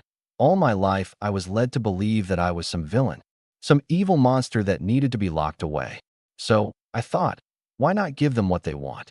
Why not just go out and unleash the beast they all believe I am?" She started to cry a little harder after saying that last bit. She tried her best to keep the same from breaking and letting her tears fall from the waterfall of her eyes, but some broke through. She heard a sigh as a comforting hand rested upon her shoulder. She looked up at the individual, her eyes still watery. "I can never understand the exact extent of the suffering you've been through, and I'm so sorry you had to go through stuff like that, but what I can tell you is that those people were, and still are, complete morons." Once his words left his mouth, Himiko could only stare at him once again, this time in more wonderment and curiousness than anything. She felt a strange ping inside of her chest that only got stronger once she realized what she was feeling. She tried to suppress it, but it only got strong. She didn't want to feel hope. She didn't want her hopes to raise, only to potentially fall. She didn't want that. But his next word surprised her. "You're not the villain so many people think you are. You're so much more than that." He fixed her with a small, reassuring, and comfortable smile as he continued to speak. "You are you. You can't help what you were born with and can't change it, but you can decide what person you choose to be. You don't have to be the villain, but instead, you can be the hero." Himiko's tears flowed a little more fluidly as she looked ahead at the stranger. She didn't know why she felt so much from that. She didn't know why she cried so much because of his words.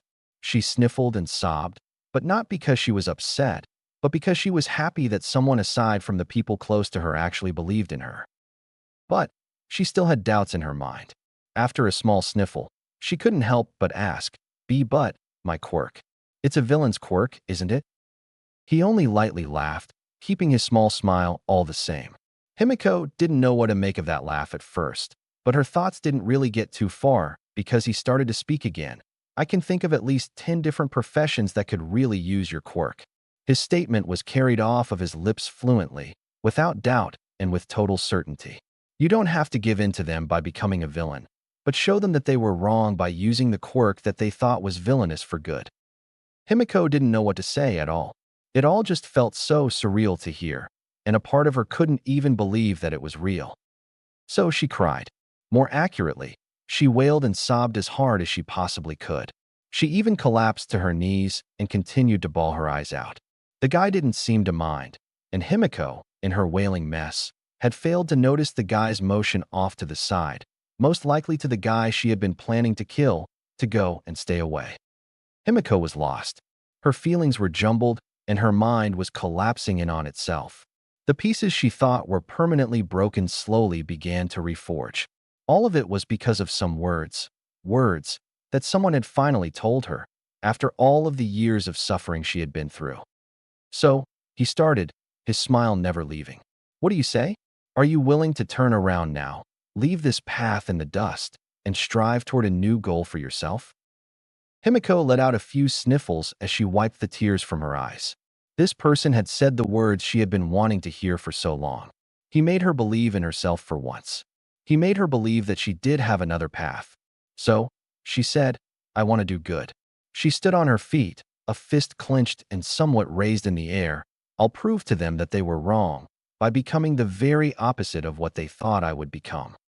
The guy nodded, satisfied with her answer. He stepped back, and Himiko once again looked at him curiously. The mysterious fellow still had his soft smile as he spoke his parting words.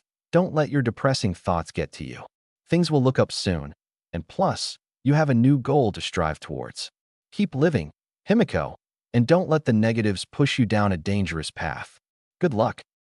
And with that, he just seemed to poof away. He was gone, just like that, leaving Himiko stunned in her place with new thoughts plaguing her mind. She looked around after a moment, catching the knife on the ground nearby. She picked it up and gave it a stone-cold look, taking it to a nearby dumpster and not even hesitating to throw it inside. She was done thinking like that. The guy was right. She needed to stop letting those thoughts dominate her actions and motives. She went back to the orphanage thinking about her encounter and what had been said, and, even more importantly, her future. She didn't know exactly what she wanted to do. The guy had told her that he could think of at least 10 different fields her quirk, or possibly even just herself, could be useful in, but didn't share any specific examples.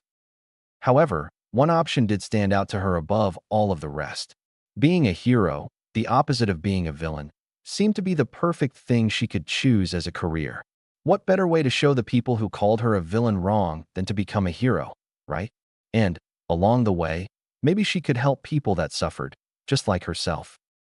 Days, and eventually weeks, had gone by in a flash for Himiko. Even though doubtful thoughts had still infested her mind, she took the guy's advice and began looking up for a change. She didn't dwell on the depressing thoughts for long, and instead decided to focus more on the now. She made it a goal to move on from the past and look into the future. She even had the courage to open up to more people around her. She confided in her friends a lot more, dematerializing the fake mask she wore for years and telling them about her problems. They were, surprisingly to Himiko, more than supportive of her and completely backed her dream of being a future hero. It made her so happy that she cried, again, but she didn't care, and neither did her friends. Then, a day she hadn't been expecting had come, and not even a month after her meeting with the guy. Himiko, a worker, called out to her, grabbing her attention. She looked at the worker questionably, before confirming that he had her attention. Pack up your stuff, you've been adopted.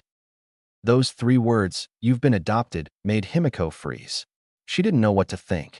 She didn't know what to expect. She didn't know anything. She packed up her stuff and headed down to where her new adoptive parents, or parent, as the worker had told her, was waiting for her. She was, admittedly, afraid of what may happen when she left. Would it all just be the same as before, or would it be something different? When she walked into the room, she saw two people who she quickly identified as her new family. One was an older male, with dark purple hair and having a friendly smile grace his lips. The other was a younger male, matching the older male's purple hair, but also had unnatural bags under his eyes like he had missed continuous nights of sleep. Himiko could only stare at them. Surprisingly, it wasn't the older male that stepped up first, but the younger one. He got closer to the shy blonde and reached out a hand as an offer to shake it. A smile formed on his face as he spoke. "Hello, I'm Shinso Hitoshi. I'm your new adoptive brother. I was vaguely informed by a mutual acquaintance of what happened to you. I hope we can get along." Izuku sat atop the roof of a medium-sized building, looking out into an open area below with his feet dangling over the ledge. He was simply waiting. His precognition had shown him quite an unsightly situation, which was supposed to happen in exactly 7 minutes and 43 seconds from this current moment. It was currently exactly 7:38 and 29 seconds p.m. and counting. How did Izuku know that without looking at a clock? Well, he didn't at first. Izuku had barely been able to realize that he could tell time exactly for what it was without any indication or clock. It was something that had seemed to develop subconsciously and without his notice. It was something he was just using without directly knowing about it. He only found out when he woke up one morning and looked in the mirror, only to find a transparent clock-like shape in his iris, with hands of a clock seemingly ticking and moving in them in real time as if it were calculating the exact current time, which it was. That was the moment he had started to check for any abnormalities. His vision hadn't changed, and nothing on his had changed visually other than the appearance of the clock in his eyes. At first, he had no idea what was different or what had changed, and was willing to chalk it up to nothing but his body experiencing a natural transformation or something to go with his abilities. But then, funnily enough, he was supposed to go to the store that day for his mother. He had only found out about the ability because his mother had complained about his tardiness, saying he would have to most likely wait in a line now because he took too long. Then, he sort of just knew the time. The story and ability itself aren't that exciting, since it only allows for him to know the exact time whenever he needs it. However, what did intrigue him were the clocks in his eyes. Since they moved in real time and went with the exact time it currently was, Izuku naturally wondered what would happen if he used static. So, in the bathroom one day, he tested it. Interestingly enough, when he used static, the clock stopped as if time itself had completely froze, which it did. This meant that the clocks weren't just tracking time around him, but everywhere and around him as well. In the end, he opted to name the ability clock, since that was all it really was. Izuku began to wonder what would happen when he, hopefully, unlocked additional abilities as well. Well, he felt like he would eventually, and for a couple of reasons. Reason one was just a hunch, and the fact that he just developed clock, which definitely leaves room for more to come. The second reason was just that his current arsenal's variety was a little weird. Either way, he would log possible new abilities in his notebook, but not much else. After all, he had a job to do as vigilante clockwork. Being a vigilante for the past while has, more or less, been a pretty good thing. He was happy and proud at the fact, but at the same time quite fearful. He was a pretty well-known vigilante now, too, having shown up in many different places to help with a plethora of crimes. He was well-known and admittedly well-liked amongst the people. It was needless to say that he was making headlines everywhere. His reasons for happiness and pride are fairly simple. He was able to help people in need. There was already so much he has done, and so many people he's made smile. It just made him happy. He liked to take the two kids he'd met, Himiko Toga and Hitoshi Shinso, as a prime example. He had high hopes for those two, and would continue to keep an eye on them. His reasons for fear are much more complex. The fact that he was such an active and well-known vigilante brought about a lot more danger and attention than he would have liked. Any villain that wanted revenge could easily look into him, and if they were competent, they could potentially even find him. It made him uneasy and scared, but mostly for his mother rather than him. He thought about moving away. He thought about just leaving and cutting his mother out of his life so she'd be safe. But the problem was, he didn't exactly have the heart to do that. She would be way too heartbroken, and if he left, he didn't even want to consider what would happen to her after that. He shook his head to snap himself out of that train of thought, deciding to focus on some other things. He remembered going online and seeing himself on the front page of some news articles he always followed. He, admittedly, almost fainted that day. He also remembered watching the news with his mother that day and having to hide his embarrassment from her, since he was beet red in the face. After that, it became more common, and he became less and less flustered when he saw stories about himself. Most of the stuff was positive, which he was relieved to see and hear. Most of the negatives came from biased news outlets and heroes that claimed he was a menace and breaking the law. A big anti-supporter was Endeavor, but Izuku could care less about his opinion.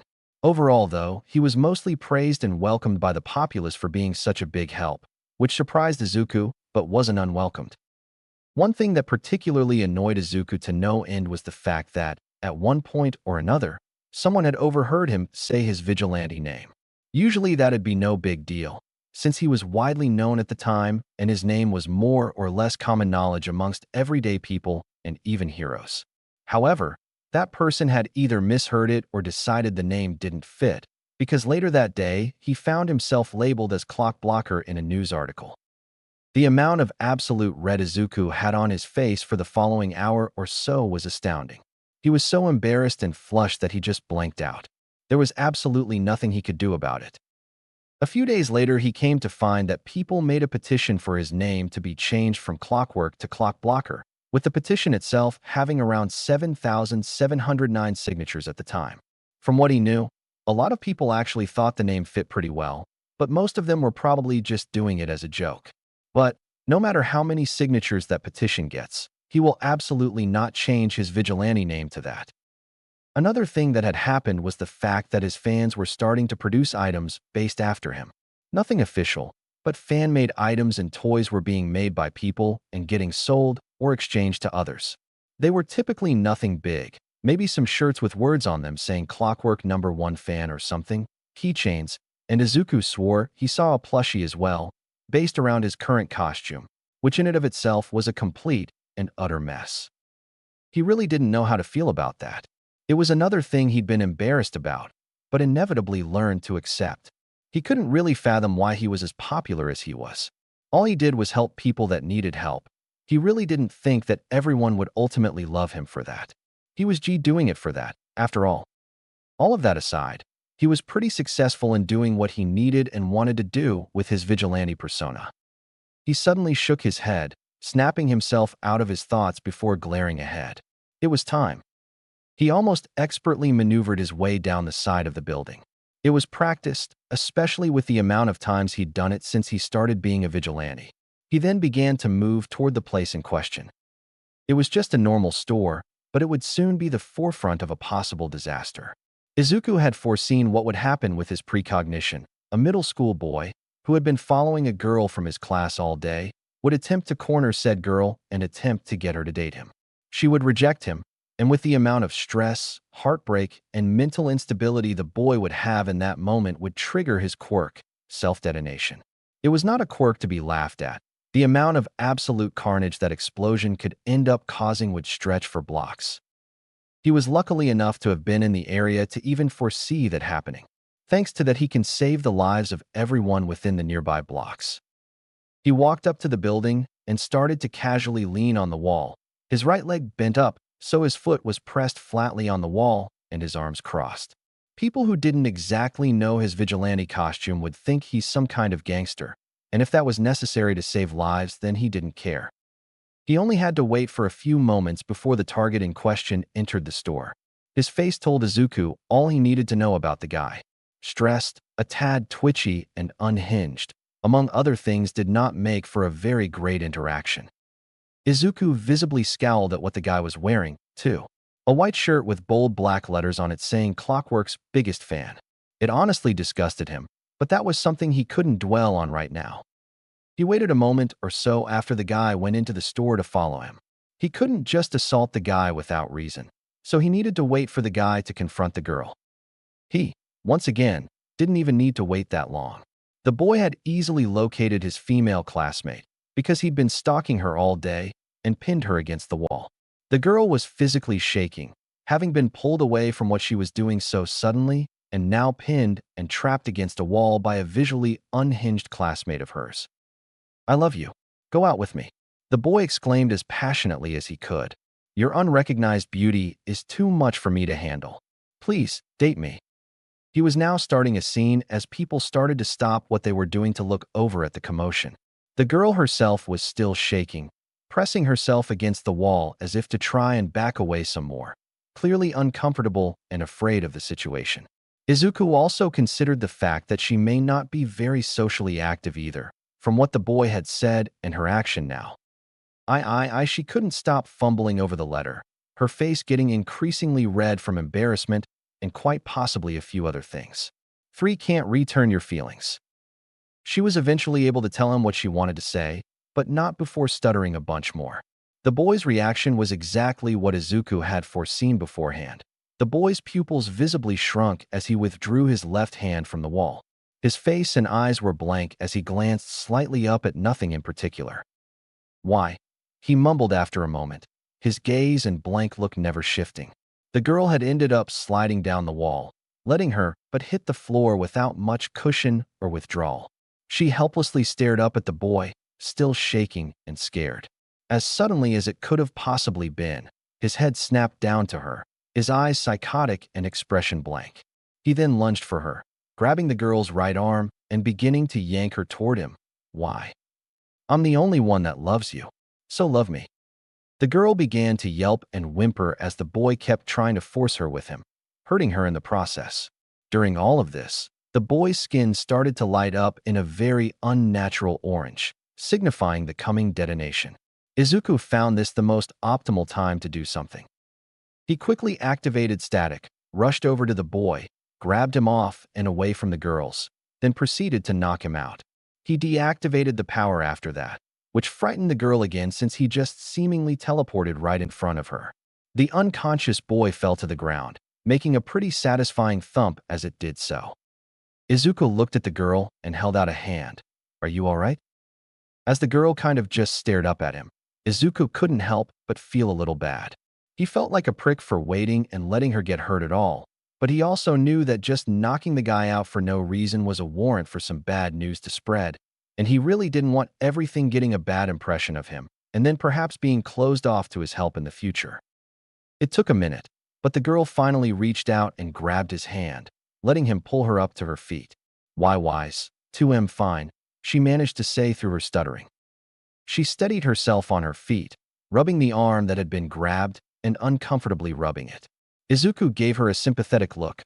"I'm sorry I didn't act any sooner." He couldn't help but apologize. She shook her head, as if insisting that he shouldn't be apologizing. "It's okay," she stammered. "You couldn't help it." He sighed, surrendering himself to smile at her. He now could focus a little more on her appearance. She seemed to be his age, a tad short and thin as well. As for her general looks, she had honey brown hair, curved inwards in a mushroom-shaped bob that reaches just below her narrow shoulders. Her eyes are also completely covered by a long fringe from her hair. He snapped out of his thoughts when he heard an onlooker shout, "Whoa, is that the vigilante that's on the news all the time?" "Who, oh my god, it is. Can I get your autograph?" Izuku froze as the shouts kept coming. He'd be absolutely swarmed soon, and his ability was still on cooldown. He needed to go. But before he hightailed it out of there, he wanted to give the shy girl some last words of encouragement. "I believe in your future. Keep working on your social skills. I believe in you." And, following that, he sprinted out of there like his life depended on it, leaving the girl a bit shell-shocked. On his way out of the store, he almost ran into a few people, some of which were a part of the forming crowd. He actually did bump into a homeless-looking man right before he left the store, and was only able to shout a quick apology before running again. A few people tried to chase him, but Izuku was able to get on top of a building nearby, and those people had quickly lost him. He found a place to lean his back on, sitting down next to it and leaning his head back. He disconnected from his precognition for a moment just to relax. Admittedly, being a vigilante was tough, even with his special abilities. He always had the chance of messing something up, whether it be in combat or a blatant action. There was also the fact he was always on the move, constantly putting an end to crimes and the like. Then there was all the attention he got from being as active as he was, which in and of itself was tiring at times. Oh, and he was also in his early teens. Let's not forget that. It was all pretty exhausting work, but Izuku regretted none of it. He was helping people, and a little stress, worry, pain, and more was a little price to pay for other people's well-being and happiness.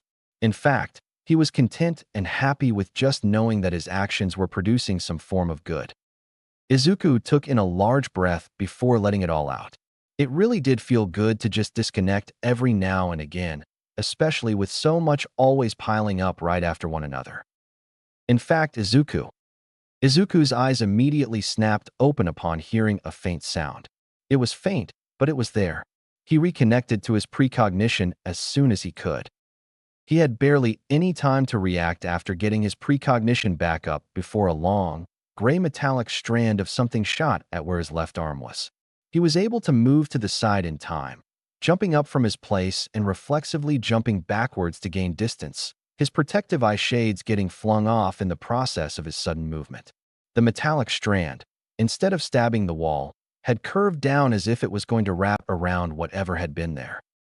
Izuku, from that observation alone, had been able to identify his opponent, underground pro hero Eraserhead. The action of the metallic strand was enough to identify that it was a pro hero aiming to capture him. Since it didn't stab, it wrapped. Then, the metallic strand itself was enough to identify who was behind the ambush itself. Unfortunately for Izuku, static was still on cooldown, and he was rendered unable to use it. Precognition seemed to still be active, though, somehow. Izuku was sure that Eraserhead was using his quirk right now against him. So why wasn't precognition deactivating? Was he only erasing his static ability? Did it only work for one quirk/ability at a time? Was he even erasing his ability at all? Or was it something else? Questions for later. The capture weapon, which Izuku had identified, had come from straight in front of him. Izuku, again, almost didn't react in time to dodge a swipe from a separate strand. He was able to duck down to avoid it. Then he immediately moved to the side to dodge another swipe from the original strand. Those things moved fast, and Izuku would be lying if he said his reflexes were the best. They really weren't at all. Sure, he had some good reaction time if he knew good information beforehand, but this was an ambush that caught him by surprise. Given the situation, he could only focus on the first few seconds of notice precognition would give him, too, which made things increasingly difficult. Then, suddenly, the strands pulled back. Izuku, from his few seconds of notice and precognition, was able to know that the pro hero was charging at him. Izuku steadied himself and readied his stance to hopefully fend off the hero long enough for static to come back. When the pro hero reaches him, he wasted no time in trying to subdue him. Eraserhead aimed for pressure points and general bodily weak spots, and Izuku was lucky for the first 3 attacks before he ultimately was unable to dodge Eraserhead's sweep of the legs, which made him fall onto his butt. Without any delay, the capture weapon wrapped itself snugly around Izuku's body, sitting him up and rendering him unable to move. Izuku groaned in both uncomfort and dissatisfaction of the situation. Izuku supposed that he couldn't exactly blame himself too much for this one, since Eraserhead was a very skilled and expertly trained Unknown fighter, while Izuku's experience was little in comparison. So, would you like to tell me why you, a middle school kid, wants to play vigilante? The pro hero spoke, hands on his capture weapon to ensure Izuku didn't escape. Izuku only sighed. He knew Eraserhead wasn't a fool by any means, and similarly knew that there was no way he would be able to bullshit his way out of any of the observations the hero made. Eraserhead was a logical man, was what Izuku picked up from the research he did, so the man would, of course, be content to go with his gut and observations. "How'd you find me, Eraserhead?" Izuku asked, genuinely curious as to how he had been located. Up till now he'd been doing a good job, or so he thought. "You just bumped into me in the store, and before that you took care of the guy I'd been following." There were multiple complaints of a suspicious individual matching his description in the past hour, and with his quirk being what it is, I was dispatched to deal with the issue. Izuku internally groaned. Of course, that actually made sense. But he was also confused. He was 100% sure that precognition told him that the boy would explode and obliterate the next couple of blocks. Would Eraserhead not have acted in time? You still haven't answered my question. The pro-hero spoke, his hair, which was previously seemingly floating, now dropping down. Izuku sighed again. Right, the first question. Why he wanted to be a vigilante despite his clear age being that of a middle school boy. Well, wouldn't hurt to be honest, right? Because I can, that's why.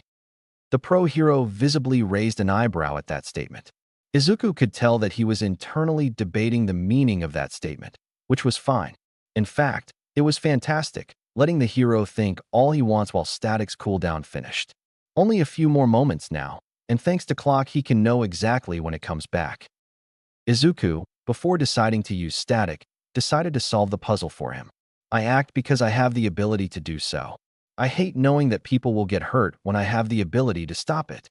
I'm sure you understand. Izuku noticed the subtle narrowing of the hero's eyes. Izuku also heard a fairly faint hum from the hero before he spoke.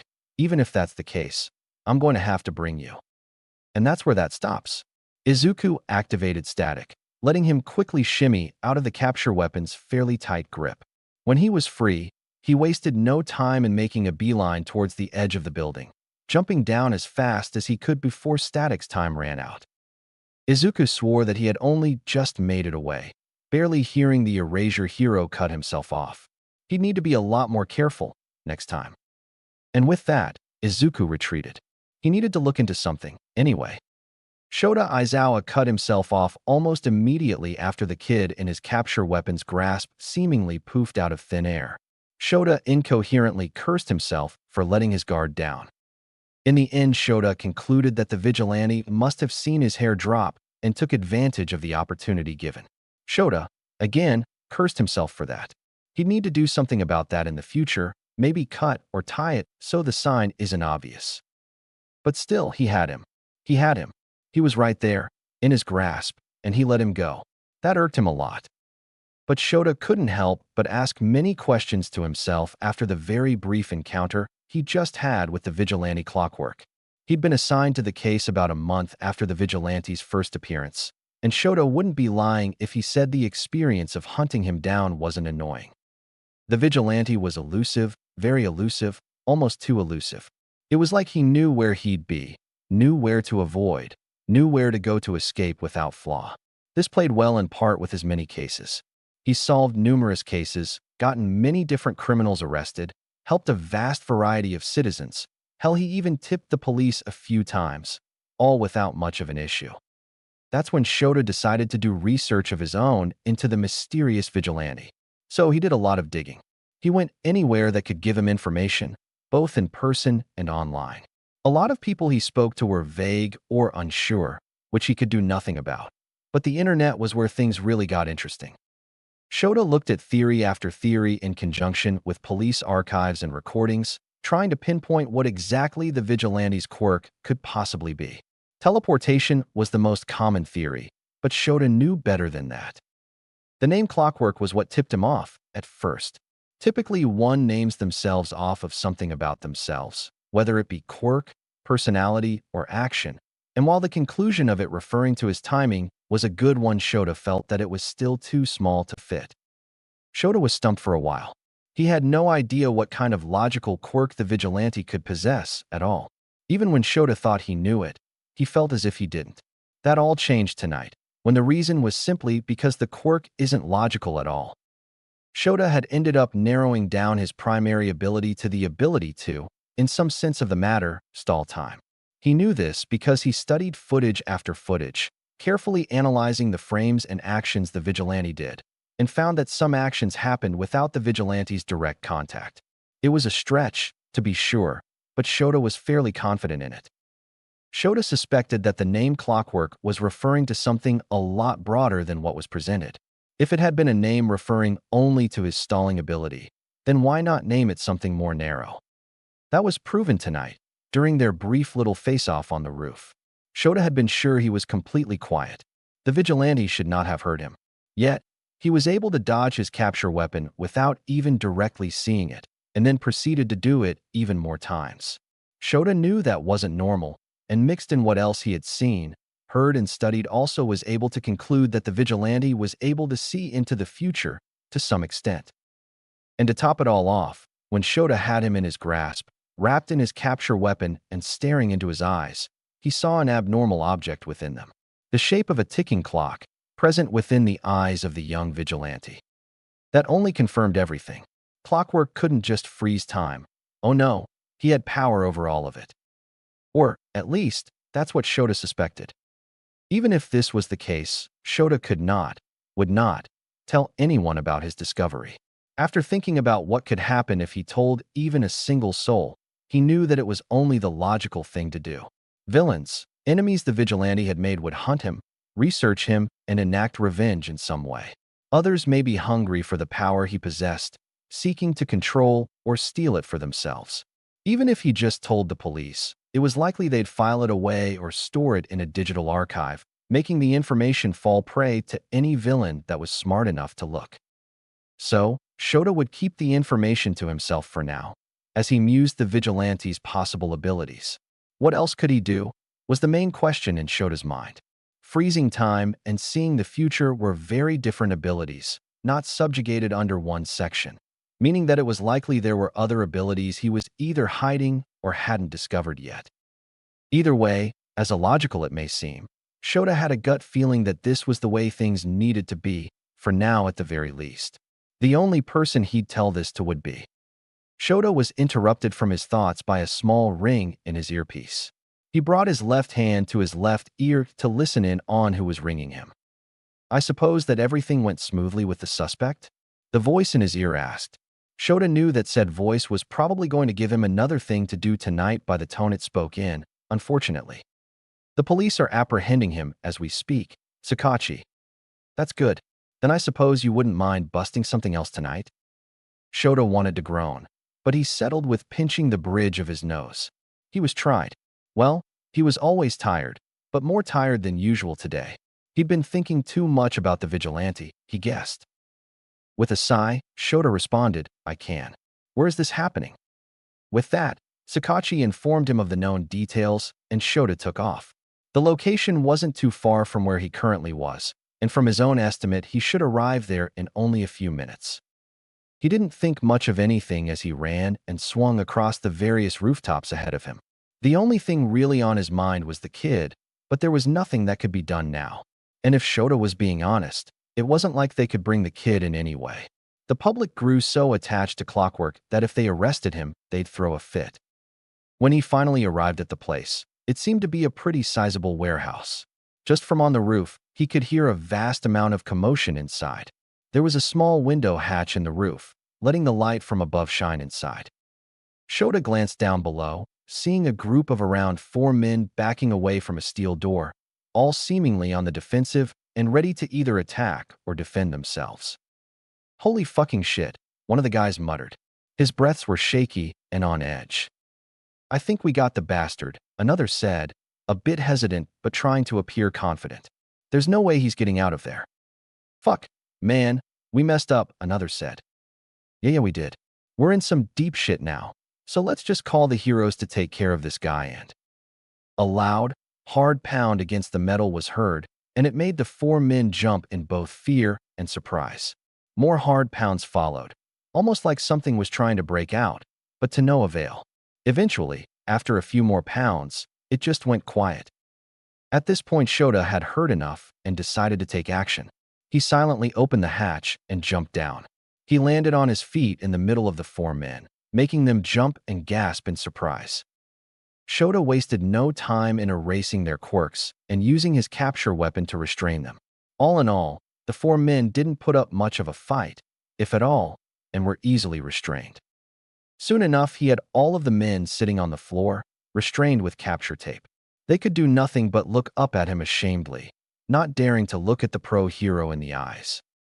Now, Shota activated his quirk, his eyes glowing red and hair beginning to levitate up into the air. He found that it was a really good intimidation method, on almost anyone, really. Tell me exactly what went on here, and what the hell is behind those doors. A few of the men began to uneasily breath, with one of them actually nervously gasping for air. Shota couldn't tell if they were just guys that went in too deep, or not. They didn't respond. It annoyed Shota to no end, but from careful observation, he could tell that they were panicking. He'd have to wait for Tsukachi to question them to get anything solid, or anything at all. With no other leads, he turned around to the metal door. He hesitantly looked at it, admittedly unsure as to whether he should open it. He glanced back at the four guys on the ground, who he knew would refuse to tell him much, if anything, then back at the door. Behind the door could be a lead, and even potentially a citizen they trapped inside, who was trying desperately to escape. So, his mind having been made up, Shota walked toward the metal door. There was a pretty big wheel lock on it, which would only lock and unlock the door from that side by turning the wheel in a specific direction. And so, he grabbed the wheel and began to turn it to the right, releasing the locking mechanism. Wait, no, don't unlock that door. Shota didn't have time to process the cry of one of the guys, since the door had made a prompting click to indicate that it had been unlocked. He didn't even have time to react before the door burst open at a rapid speed, hitting Shota back hard. Shota was able to somewhat brace, but the door hurt more than most villain fights he's been in. It made him fly back a great distance, his back hitting the floor, bouncing up once before hitting the floor again and sliding back until he stopped. Shota quickly regained his senses and sat up, looking over toward the now open door with a sense of readiness. He watched closely as a thin, black appendage made itself visible. The end of it was thin, ending in a point that jutted itself into the ground, making the floor below crack from its penetration. Shota could tell that it was sharp enough to effortlessly pierce his body and effectively kill him. Then, another one made itself visible. The two appendages worked together to continue their emergence. After a few more seconds, its body started to become viable. Shota had no idea what he was looking at, but he would admit it shook him a bit. Its body was essentially a sausage-like shape, utilizing a curved cylinder as its base with two legs on each side, two legs in the front and two in the back. It wasn't too terribly long, though, only about 5 meters from end to end, but it was tall in comparison to most other things. The actual torso and up was what freaked Shota out the most. It was fatter, at least up until its neck, with everything similarly consisting of the color black, as well as some gray hinted in some other places, and nothing else. Its arms were big, as well. They were muscular and strong-looking, which was probably how it could beat open the door so harshly and bang as hard as it did. The muscles it had weren't normal workout muscles, either. No, they were unnaturally buff and large, mostly due to some kind of enhancement. Its head was small, compared to its arms and hands, and looked a lot like a human head, but due to its body being nothing but black in combination with the time of day, Shota was unable to see any facial features besides the outline of a nose and mouth. The thing slowly, and almost unknowingly, strolled into the room. Its sharp appendages pierced the ground with each forward step as it slowly moved further and further into the room. As Shota quietly stared at the thing in front of him, he couldn't help but notice that something was up. That was when he heard a scream of pure terror. Shota shot his head in the direction it came from, seeing one of the men he had apprehended earlier shaking and crying at the mere sight of the monster. The others around them reacted to their companion's scream with noises or movements of their own. Almost immediately after the man's scream, an even louder, ear-piercing scream echoed throughout the warehouse. Shota was even tempted to cover his ears due to the echo and high frequency of it. He was able to look at the monster, which was the source of the sound, and could just barely see the open mouth of it. Shining, sharp white teeth lay dormant in there, waiting for the next thing to gnaw on. The monster then quickly dashed forward, directly toward the apprehended men. They screamed even more, and Shota was going to act, his capture weapon already moving to his hands and his body moving on its own. "You move, you'll die." Shota couldn't help but immediately freeze upon hearing a voice, one that clearly wasn't Tsukachi, in his earpiece. The warning had also been delivered seriously and to the point, which grabbed his attention immediately and made him consider it. Though he felt disgusted at himself as he watched what happened next.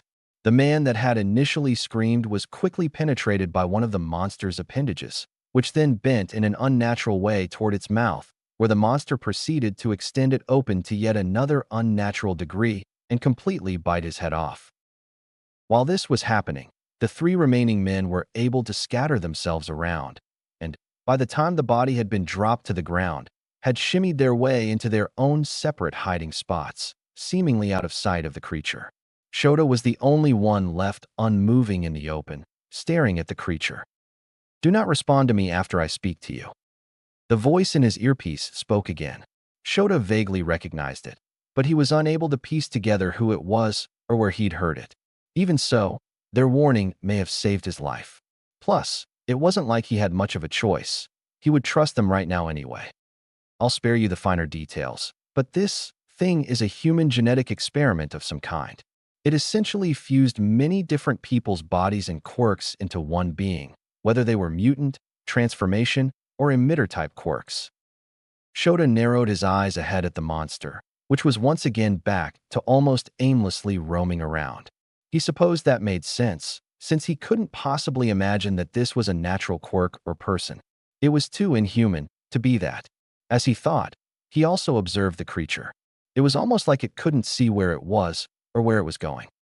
"I'm looking into the cause personally, but that doesn't matter right now. This thing, as you've possibly already observed, can only find things through sound. It's completely blind. It's not terribly sensitive to sound, only having it as if it were an ordinary human sense. This is why it hasn't charged at you despite my speaking, and why I told you not to move before. Additionally, there will be no gain from using erasure on it." Shota agreed with the assessment. From what he's seen, the person was completely correct. When it had initially emerged, it seemed lost and unsure as to where to go, like it couldn't see, and still is doing that. Only when the guy screamed did it know any precise location and movements. It also seemed that its sense of hearing wasn't due to any enhancement or quirk, so it was all natural, which more or less helped. Despite how it looks, besides its 4 appendages and arms, it's actually pretty weak, durability-wise. Notable weak spots would be its lower body and head. The body is the best way to immobilize it, and the head is the best way to kill it. As the person spoke, Shota observed the creature continue to mindlessly roam the area. It seemed intelligent enough to know it wasn't alone, and that there were other people nearby, so it was actively hunting for them. The creature slowly started to go by one of the men, who was hiding behind a pretty large pillar. From what Shota could see, the man also realized its method of hunting and was doing his best to stay quiet, despite being petrified and shaking as much as he was. Shota knew he had to act soon. "You're going to have to put it down, as unfortunate as it is.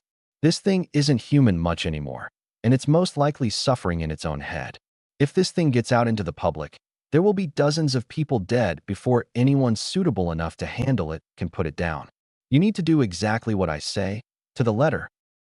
Shota's eyes briefly widened in a mixture of shock and surprise.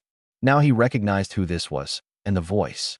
It was the kid vigilante himself, Clockwork. The way he spoke, like he knew what was to happen if things went awry, sold Shota off on the idea. This also meant that some of Shota's predictions were correct, as well. He somehow got access to his comms, but that was something for another time. Right now, he had a job to do. "On my signal, you're going to charge it. We're going for a quick and easy takedown here. We don't want to draw out this fight. It'll lead to not only your death, but many others as well." Shota silently agreed with the plan, mentally preparing himself to charge under Clockwork's command. He couldn't prepare his body the way he'd like to, out of fear of making noise and ruining the plan. He had faith in his underground hero training to help here, too. Shota merely stood still for what felt like forever, intently watching the creature as it roamed around.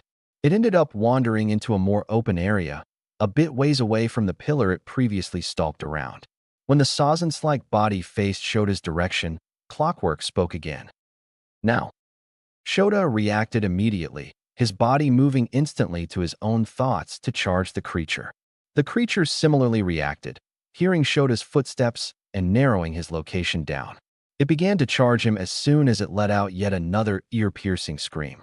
It had ended up wandering a little ways away, so both of them had to charge a bit of distance. As the gap closed, he spoke again. "Put an end of your capture weapon in each hand. When it's close enough, slide underneath its body and sling your capture weapon around the tips of the front appendages."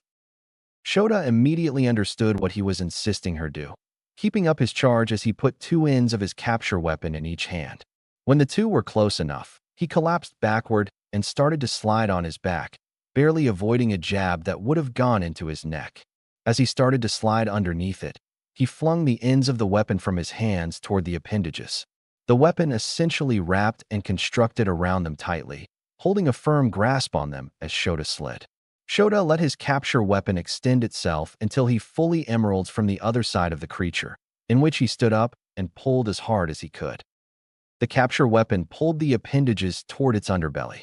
A mix of Shota's momentum and strength, along with the capture weapons, was able to make the appendages lose their stability on the ground, sliding back as planned and making the creature almost collapse toward the ground. When the front of its lower body hit the ground, it let out a painful shriek. Shota was already in the process of letting his capture weapon return to him. Dodged to the left, then jumped to get on top of it. Shota was barely able to dodge a jab from the creature's back right appendage. After his narrow dodge, he immediately began the process of jumping on top of the creature, once again narrowly avoiding a similar jab from the creature's other appendage. Shota landed on the back of its lower sausage form, preparing to jump again to reach its neck. However, before he could, he failed to notice one of the bulky arms being swung his way, ending with him being hit by it and getting knocked off the creature, flying a ways away. The hit admittedly knocked some of the wind out of him, but Shota wouldn't let that stop him. He recovered quickly, standing up after having been knocked down and staring at his incoming opponent head-on. The creature seemed to have recovered, standing on all four appendages again and once again charging him. Hold position and dodge at the opportune time. Then use that attack to get up. So, Shota waited for the right time. The creature barreled toward him at an almost unnatural speed before getting right in front of him and coming to a complete stop. Shota glared defiantly up at the creature before him, as its torso began to bend at an unnatural angle and its arm began to reel back. It seemed to learn that jabs didn't work, so it was going for brute force now. When the arm came down, Shota was ready. He jumped to the side at one of the very last moments and took advantage of the opportunity to climb up the creature's body as he was suggested. The creature had bent an unnatural 90 degrees to commit to that swing, making its head even more vulnerable now. Place yourself between its neck and arms and use your capture weapon to suffocate it. With the creature's head still leaning down, Shota got onto its back. He firmly planted himself in the location given to him and quickly began to wrap his capture weapon around the throat of the beast, fighting its hold like a constrictor snake. The creature reacted immediately, shooting its body upward and losing its balance. Its arms attempted to reach Shota, but were unable to bend back enough to do so due to their unnatural muscles. The creature was stuck wobbling and crying out in a shriek, while Shota did his best to hold on and keep the capture weapon in place. Eventually, after around a minute or so of struggling on both sides, the creature's energy seemed to give, and eventually it collapsed with a hard thud on the floor.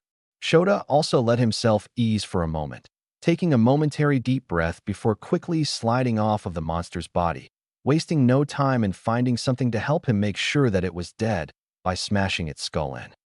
After that, all was done. He let himself fall, after using an emergency number to contact Tsukachi for help. He was tired, worn out after that. He let himself catch his breath against a nearby pillar as he looked up at the roof, barely seeing a small fraction of a moving figure before it vanished into the night. The three men from before hadn't fled the scene, and instead started helping Shota however they could. Shota didn't know what to think, as he heard police sirens getting ever so closer to them. That vigilante wasn't ordinary, he knew that much. Somehow, he knew that he'd be involved with that damned vigilante in the future. He didn't know why, or how, or in what way, he just knew. Izuku woke up the next morning admittedly refreshed. The previous night's activities were, if one word could sum it up, close. They were too close for his liking. So, after everything that happened, he decided to quickly take his knowledge, evidence, and the like to the police and head home. It was all more dead ends. The creature from the previous night was nothing more than a failed experiment, left to be contained in the bunker for as long as it could live. The guys that had found it last night were just adventurers, not villains, who had just messed with the wrong place. That creature was terrifying, to to say the least. Izuku foresaw a lot of different outcomes to the situation, and luckily he was able to guide Eraserhead to the optimal outcome in time. He saw his death more than a few times, both of their deaths. But in the end, it was all useless. No leads were gained in the overarching investigation, only information that they were doing human mutation experiments of some kind. But why? Izuku shook his head. It wasn't time to dwell on matters like that right now. As he entered the bathroom, beginning to get ready for the day, he contemplated his day. It was the weekend, and he could already foresee that his day would be interesting. Not necessarily good or bad, just interesting. He wasn't sure completely yet. He decided to just go out for most of the day today, do some day work for a bit, turn in for a while, then do some night work. His mom was going out for a lot of the day, so he'd be left to his own devices. Overall, it would be a busy day. With that, he finished his morning routine and promptly dressed in his interestingly made vigilante outfit. Just as he was about to leave, his head began to become mixed. It was his precognition ability. It was like it was messing with his head, with images of the future shifting and jumping without any cause or reason. Izuku tried to narrow it down, but his head began to throb and hurt into a migraine, forcing him to stop using the ability. As soon as he stopped using it, his head began to ease up and settle down. Confusion overwhelmed him in that moment, being unsure as to what to do. The only thing he could think to do was investigate it. In his head, he saw the epicenter of where the change occurred, a run-of-the-mill alleyway in Mizudafu. He headed out, using rooftops to get to his desired destination, doing his best to navigate without his precognition active, on guard at all times for anything that could happen. Eventually, he made it there at the time he foresaw the oddity happening. He sort of just stood in the opening of the alleyway for what felt like a few minutes. Izuku was just confused as to what to do, or what was happening at all. But he kept waiting, knowing something was to happen momentarily. Then, not mere moments later, he heard a sound. Further down in the dark alleyway, he heard the sound of faint, rapid steps coming closer and closer to him. He looked, more like narrowed his eyes, down the alleyway, on guard to whatever may approach. But, a few seconds after, he merely saw a little girl clumsily and hurriedly running from what seemed like her life. When she saw him, it was like she had the courage to go faster. The girl had bluish, off-white, messy, and unkempt hair that parted in the middle of her forehead.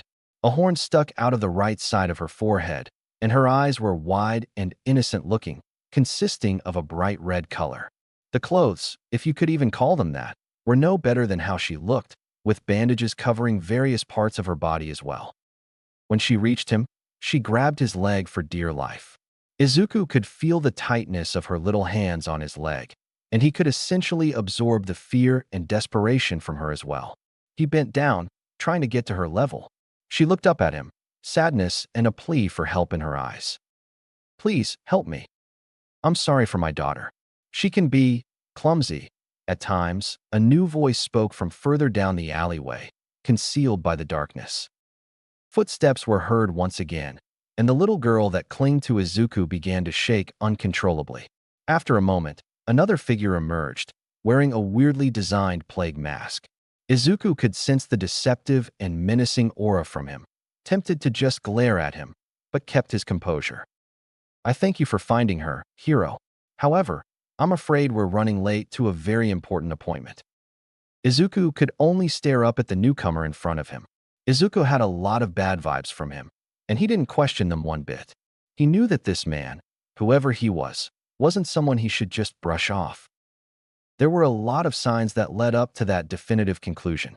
For one, there was just this menacing aura around him, one that Izuku subconsciously feared. Two, the girl was an obvious indicator. If her behavior didn't already show any signs, then her condition did. Izuku felt like he had to do something, but he didn't know what. He was in a situation he really couldn't quite shimmy out of, at least not right now. Precognition wasn't working properly, and it hurt to use, so that was out.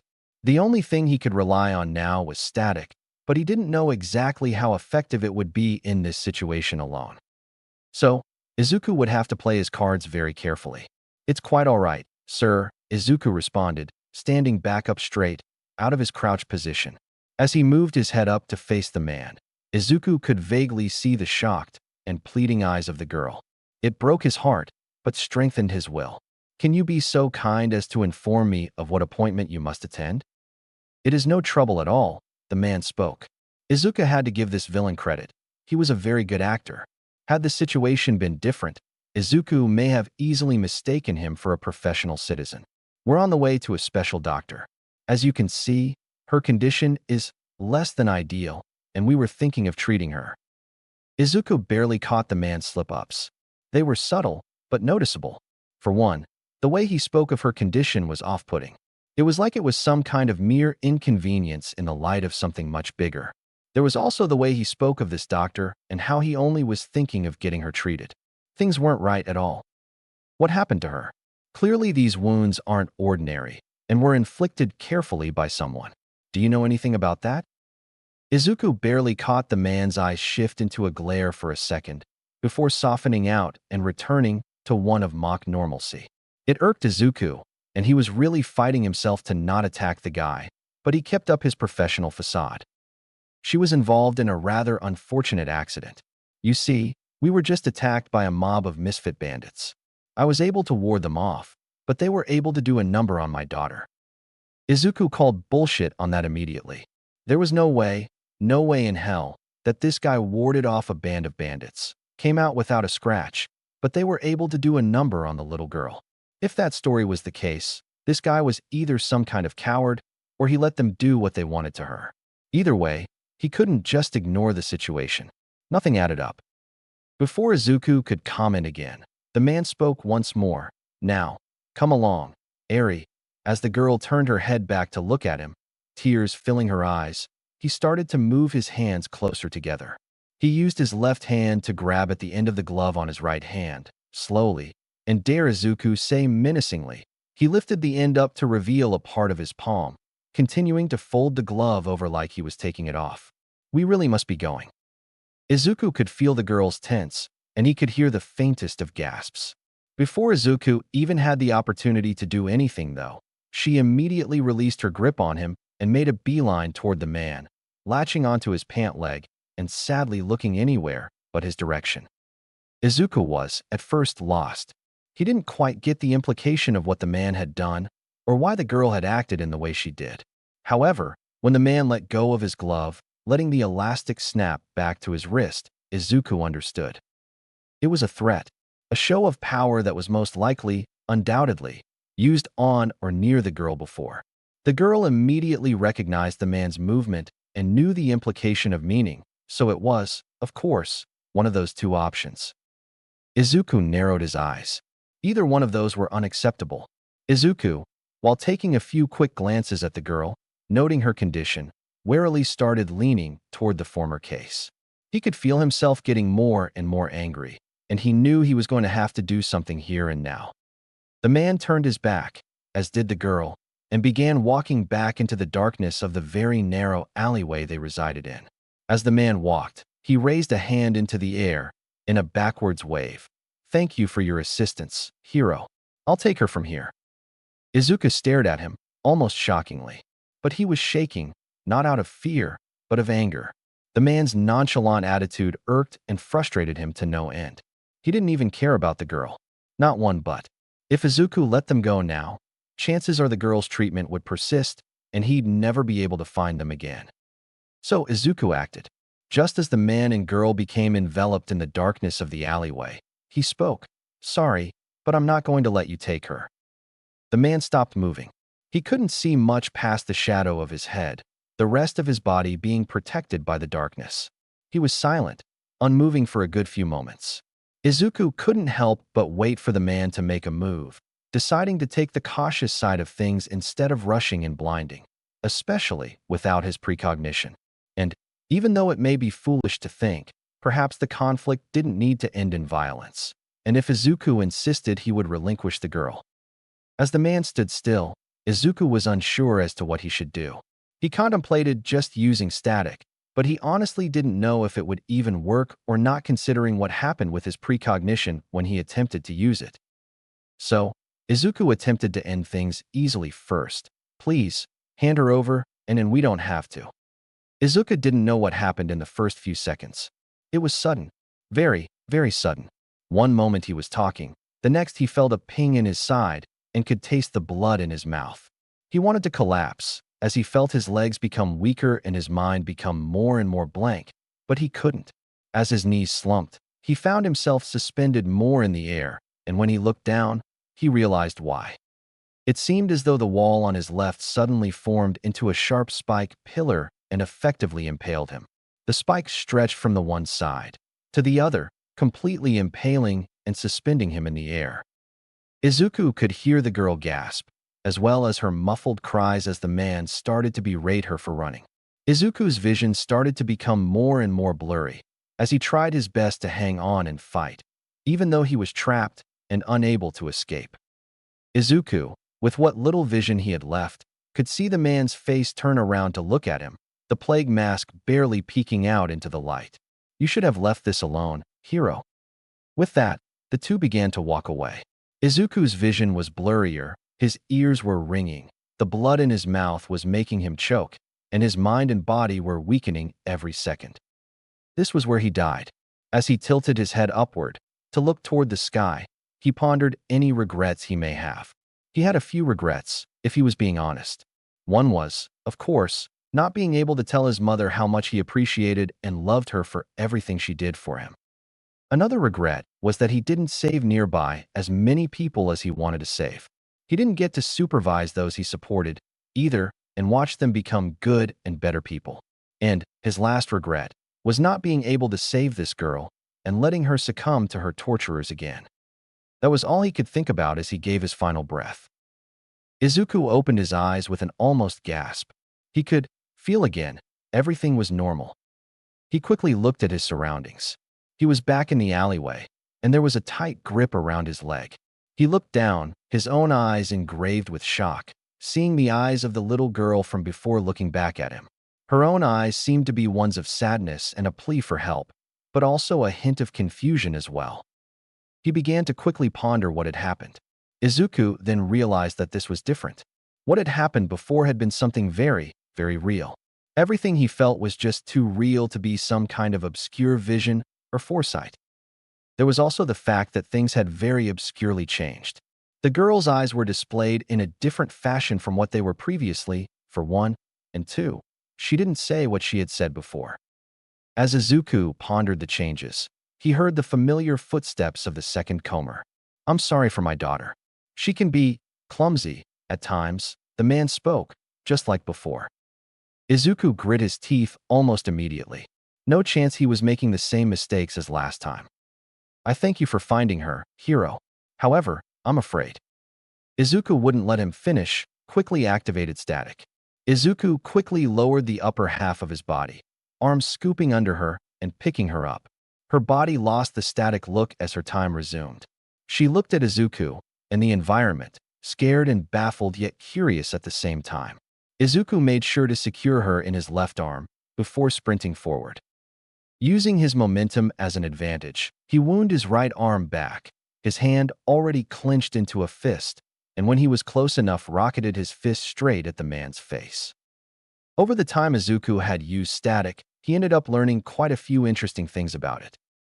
Static, to Izuku, was such an interesting yet extremely complicated ability.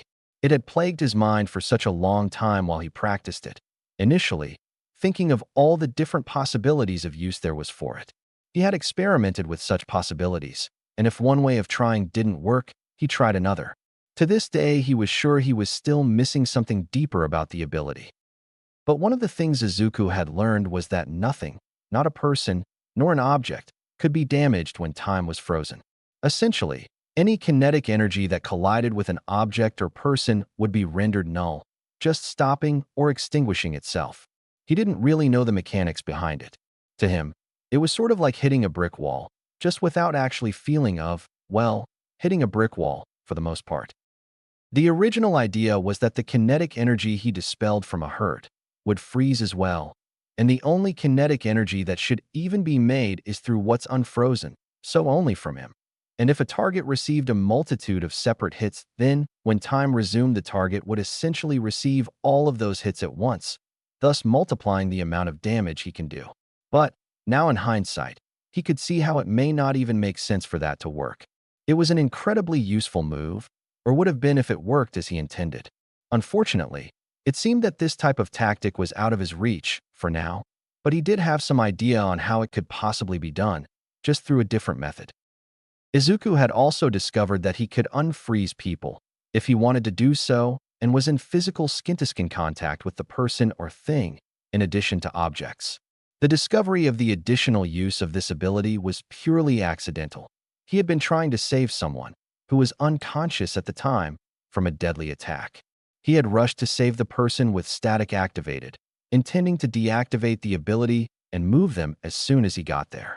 But he messed up. In his rush, his footing slipped, and he started to slide toward the person instead. He had panicked in his head. There hadn't been much time left on static, and the thought of not being able to fix himself to save this person in time caused the panic, making him not even think about deactivating his ability anymore. He could only think about getting the person out of the way in time, moving them away from the incoming, yet currently frozen, attack. Imagine his surprise when the person slid with him as soon as he made contact, even though time was still frozen. He was lucky, at the time, for multiple reasons. He knew that this was a very useful ability, but he also recognized the danger of using it on just anybody. Izuku already knew he wasn't exactly secretive about things, ranging from his identity to his powers, mostly due to young ignorance on his part. But if he wasn't careful with this, his true ability could be found out and promptly leaked to the public. However, for this situation, the reasons were more than in favor of its usage. Izuku's fist made contact with the man's face the exact moment he deactivated static. Their contact was brief. The force of Izuku's hit was strong enough to blow the man backward, tumbling and sliding on the ground. With the girl still wrapped tightly in his arm, Izuku quickly turned around and sprinted back toward the alleyway corner, slipping away and out onto the sidewalk. Izuku would navigate home, and they would be safe there. Izuku closed the door to his room with his free hand, wincing at the sudden movement of his arm. He strained himself a little bit, especially after such a heavy, unwithdrawn punch. He'd only need to rest it for it to recover. He held a plate of food with his other hand. He had been sure to try and give the girl, who was sitting up at the edge of his bed currently drinking a glass of water, the best stuff possible. When he got close to her, he made sure to set the plate to her left side. She only looked at him while she sipped her water, her eyes thankful yet automatically cautious. Izuku didn't blame her at all for that. As for why he didn't go to the police about this, well, there were two main reasons. For one, he'd likely be arrested on the spot. He was a wanted vigilante, and he was, as far as he knew, on a watch and capture list for the police and heroes. This essentially meant that, while they didn't need to actively search for him, if they saw him out anywhere, they had the authorization to capture and bring him in. He didn't want that, for many more additional reasons, a couple of them being, admittedly, a tad selfish. As for the second reason, he had a weird feeling about this girl. There was something about her that he needed to get to the bottom of. He knew, but he also didn't exactly completely trust the police to take care of her. For the time she's been at his home, she had opened up to him a bit. She'd told him, albeit very vaguely, about what she had gone through. Apparently, the man from the alleyway was named Overhaul and did something terrible to her. The girl, who Izuku learned was named Eri, told him that Overhaul wanted her blood because of her curse. Currently, he was trying to dig deeper into the root of the issue. He sat on her other side, noticing her slightly flinch at the motion. She had been a bit apprehensive to touching him at first, but relented upon his constant insistence. He was doing his to get her everything she needed. Izuku was sure she realized that, and was actually starting to feel certain ways because of it, perhaps thinking she was a bother to him or feeling bad if she kept denying everything. Izuku could also tell she was enjoying the things he was doing for her, and that she greatly appreciated it, even if she tried to hide it. Izuku believed that perhaps she didn't want to seem too grateful and fear that the stuff would be taken away, which only got Izuku wondering about what she's truly gone through even more. As Eri set her water down and moved to the plate of food, starting to slowly eat from it, Izuku went more into different thoughts. Precognition was still acting up, with him being unable to clearly activate it. It was all weird to him. He took a brief glance at Eri, who was nibbling on some of the food. The cause seemed to follow her around wherever she went. Or it was her. He couldn't really understand why exactly it was acting like this, or what the exact reason was. But he thought that, perhaps, for some reason, it was the girl. It was almost like a gut feeling, except it was something else he couldn't quite explain. It was another reason as to why he didn't just want to hand her off. After being lost in thought for a while, Izuku had missed Eri putting aside her plate and letting out some words in a nervous mumble. He had to ask her to repeat herself. "Thank you." Her voice was soft and quiet, which Izuku knew he couldn't blame her for. She'd gone through a lot. Izuku developed a small smile on his face. "You don't need to thank me," he insisted. "I'm only doing what I feel like I need to do." She looked at him for a moment, before glancing down to her legs, shyly. He wouldn't be surprised if she doubted that, or if she felt like she wasn't worth the effort. To help comfort her, Izuku put an arm around her in the most gentle way possible. She stiffened at the embrace, and Izuku for a moment debated on whether or not that was the best choice of action. However, stopped when he noticed the girl's tenseness start to ease and saw how she relaxed into his touch. He realized that she could discern the difference between a comforting, caring touch compared to a cold, malicious one, and he was thankful for that. But he also felt something different about her. He could almost sense something so much like him, and he couldn't quite put his finger on what exactly it was. He just felt a feeling that sort of just called to him and resonated with him. It felt a lot like his powers, except a tad different. He couldn't explain it. Izuku shook his head a little to clear his mind, and his smile shrunk as he thought about what he needed to start talking to her about. If he was going to help her, he needed more details on what was actually happening, and how he can make sure this guy, and whatever organization he was in, stayed down. He let out a heavy breath through his nose, which seemed to get the girl's attention. She looked at him with curious eyes, and upon viewing Izuku's downcast expression, it seemed she picked up on the mood. Her face similarly became more downcast, as well, as Izuku took his arm out from around her and sat up from the bed, moving and kneeling down in front of her. Izuku was now a tad bit below her, but now more on her level. She looked down at him, directly into his eyes, and he looked back at hers with the most compassionate look he could give. He put two comforting hands into both of her shoulders and prepared himself to speak. "Eri, I know that this..." Izuku ended up trailing off, almost unwilling to continue speaking. "I know this topic isn't something you want to talk about, but I need to know who those guys were and what they wanted with you." He looked at her sternly, yet caringly, and continued to talk to her. "These guys. I don't know if they'll just give you up or not. I have to know what they wanted with you, please." Eri stiffened at his words, more than likely at the prospect of them not wanting to let her go so easily. Izuku felt extremely bad about this, but in his mind, he didn't have much of a choice. Precognition, being down, will not inform him of nearby or coming danger, so knowing if they'll start hunting her down would be a good start in knowing what actions they should take regarding their safety. Izuku could feel the little girl start to shake and hear her breathing become a bit hitched. He slightly increased his grip on her shoulders to carry a feeling of reassurance across to her. It seemed to work, as well, as she almost tried to fold into his touch, like it comforted her. "I'm cursed," she said in a slightly gasped voice, as tears started to come from her eyes.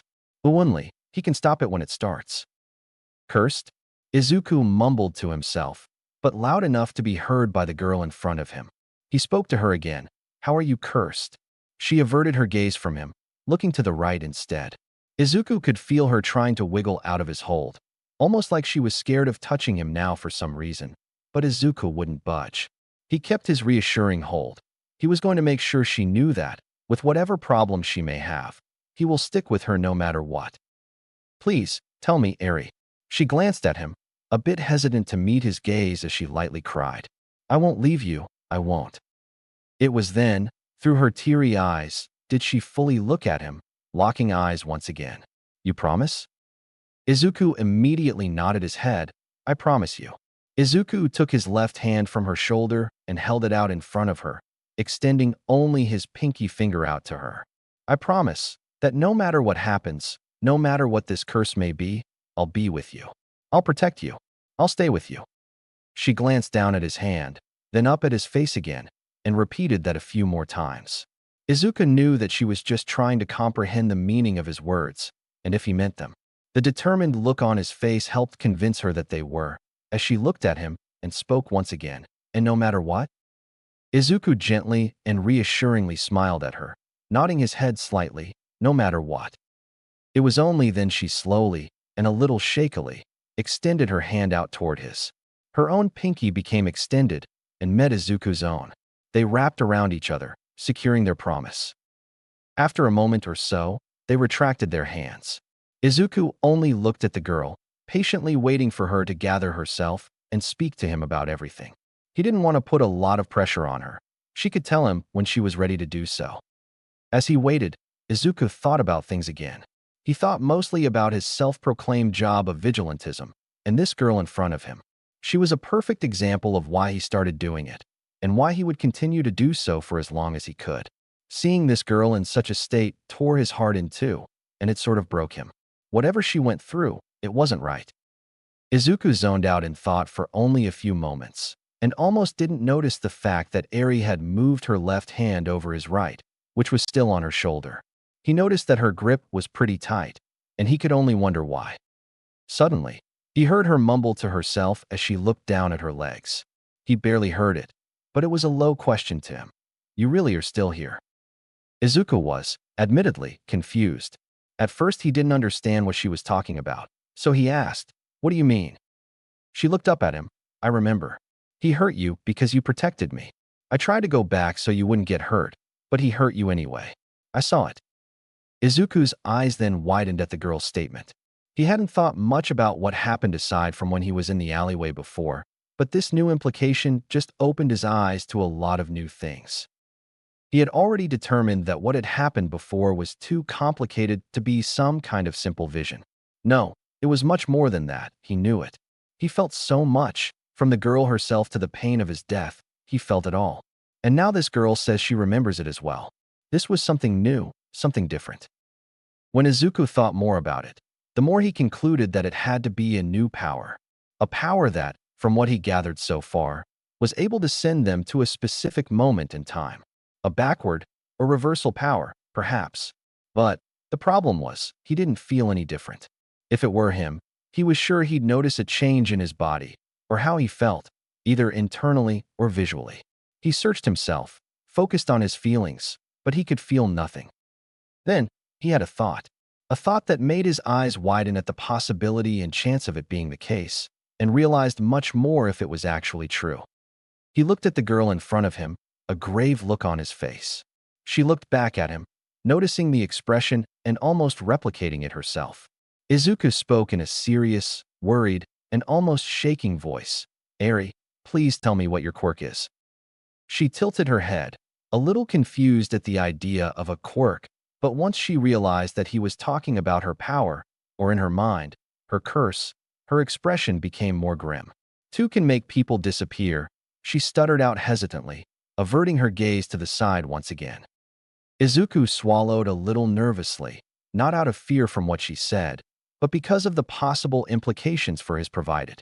"Tell me how that happens," he started, putting a reassuring hand on his shoulder and fixing his gaze so it was more comforting. "Please explain how you make people disappear." She looked at him nervously, but was calmed by his touch and gaze. She hesitantly started and trailed off. When I touch people, they can start to shrink a lot until they disappear." Izuku blinked a few times as his mind raced in thought. Quickly, he followed up with another question. "Shrink? How do they shrink?" Eri was starting to feel a little pressured from the rapid questions, which made her uncomfortable, with the actual subject getting to her as well and making her a little upset. Izuku didn't seem to notice, due to his tunnel vision on this topic, and Eri also noticed that too. Eri could see how grave his facial expression looked, and it occupied her mind much more than her own personal thoughts. She initially thought she did something wrong, but then she noticed the concern, the worry, in his eyes. Her thoughts about why he was so concerned about it shifted from it being her fault to unsurety. But she pushed that way and determined push to try and answer what he wanted to know, because she only felt it was right to help him, to perhaps try and ease him out of his worries, as he was doing for her. Eri trailed off, trying to gather the right words to say. Two glow really bright, and I start to feel really tingly. If I touch them or get close enough to people start to shrink. They look smaller and different until they're a little baby. Izuku's mind was racing. This was almost just unfathomable, no, unbelievable to him. Are you sure? Positive? She quickly nodded, as Izuku blinked to himself a few more times and averted his gaze toward the floor, thinking to himself. He looked back up at her a few seconds after. Do you feel anything right now? Anything weird, or something like your other power? Two don't know. Please, Eri, Izuku spoke lightly, yet seriously. Please, Eri, I need to know. Eri nervously nodded and gulped slightly. She closed her eyes, probably to better concentrate on searching within herself for any irregular feelings. Izuku felt bad about pushing her to do this, but if his thoughts were correct, it was an unfortunate necessity. I feel tingly, she questioned herself, her eyes opening. She looked at Izuku, studying his expression to see if she had answered correctly, but seeing how it hadn't much changed, only shifting into more of a questioning or curious gaze, she decided to explain a little more on her own. It's small. Too feel like I'm holding on to it inside me, but like I'm not, too. It feels like it's trying to run away, but I can't let go of it. After hearing what she said, Izuku's expression shifted to one of understanding.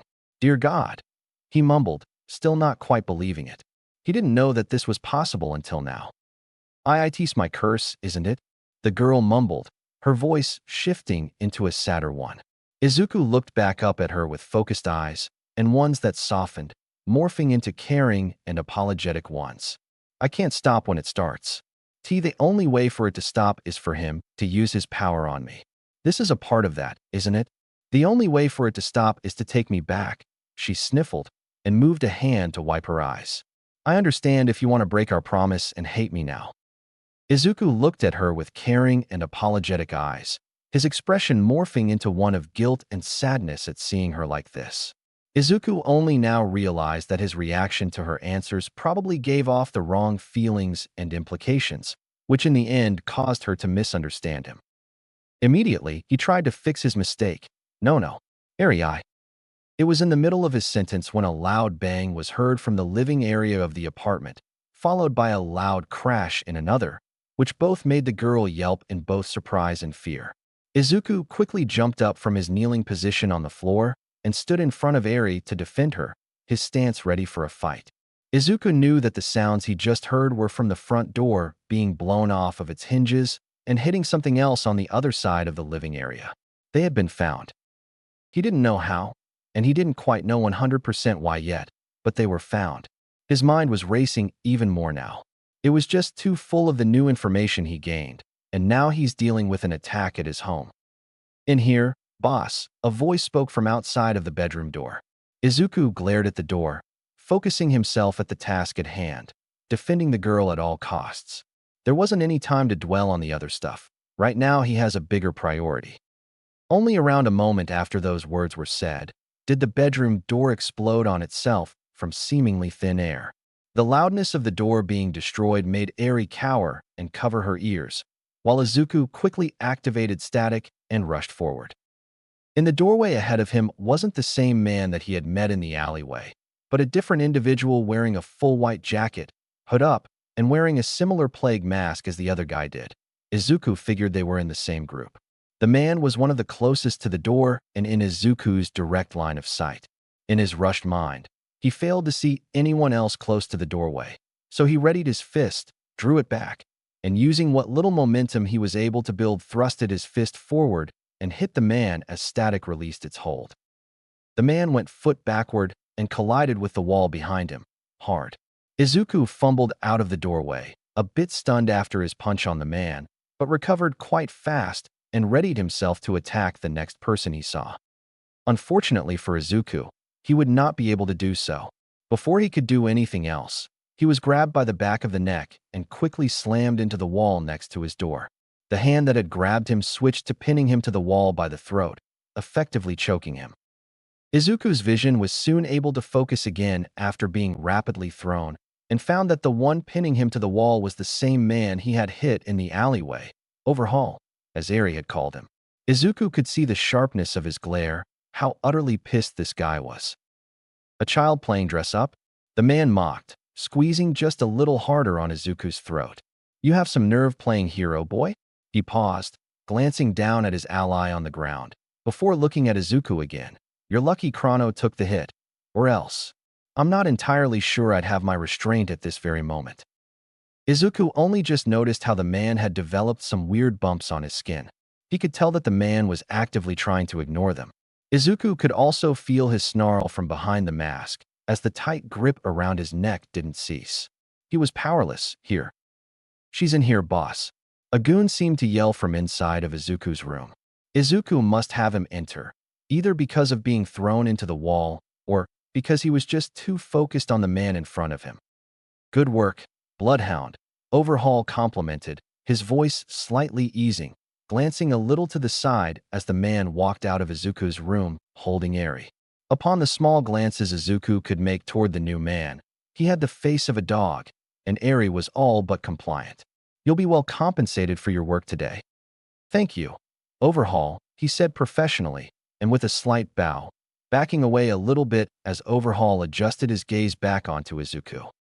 Make her watch, he stated sharply, glaring even harder at Izuku, who could only meaninglessly struggle against the man's anger-infused grip. Bloodhound did as his boss requested, forcefully turning Eri's face to look at the scene before them. Her eyes were sad, guilt-ridden. Make her see what happens to those she attempts to flee with. Overhaul raised his right hand up. Only now did Izuku realize that the gloves he wore in the alleyway were gone, as the man touched his arm with his hand. Izuku felt something inside of him, something which he dreaded. Show her that no matter what, Izuku barely registered the feeling when it happened. 1 minute, he could feel the touch of the man's hand on his arm. The next, it was just gone. Only when Izuku saw the spray of red cross his vision did he truly understand what had happened. She'll always be a curse. It took a few extra moments for it to register, but Izuku soon felt the immense pain. Overhaul knew what was about to come, and loosened the grip he had on his throat and let Izuku fall to the floor. And so, as the intense pain of his arm exploding overloaded his mind, Izuku screamed. It was a blood-curdling scream, one that would forever haunt Eri and himself. He never knew that he could sound like that, and he never wanted to know, either. Izuku wailed in pure agony on the floors, his eyes starting to tear and throat becoming scratched, as Eri was forced to watch. He didn't even want to look at her expression, because if he did, he'd just break even more. The man kicked up around Izuku's chest area, flipping him back, so he flew against the wall.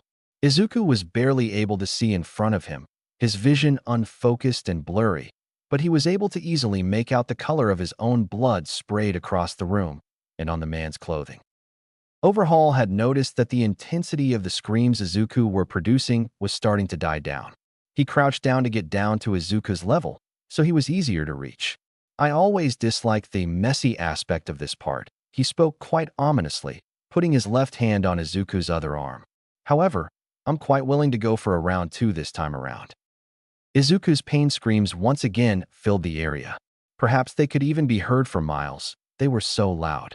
His blood sprayed from his other exploded arm, painting the walls in an extra layer of red. Izuku collapsed his head forward, toward his legs.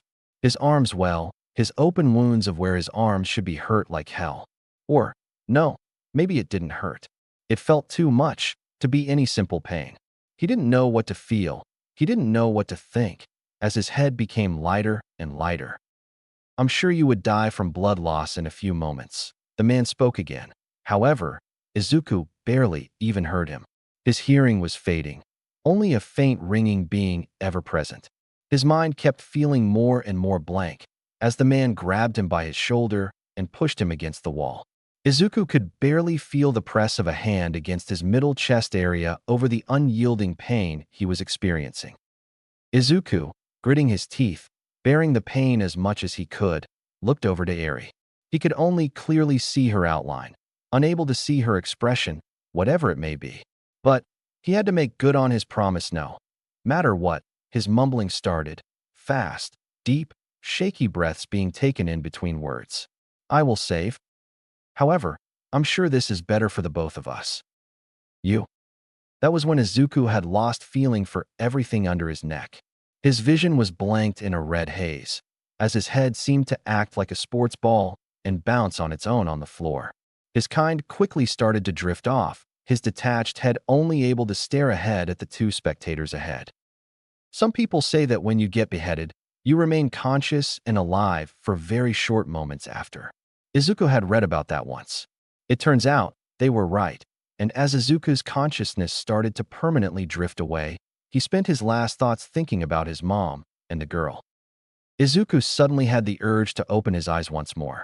When he did, he found himself right back in the alleyway this whole situation had started from. The feelings of, well, everything coming back to him was incredibly disorienting.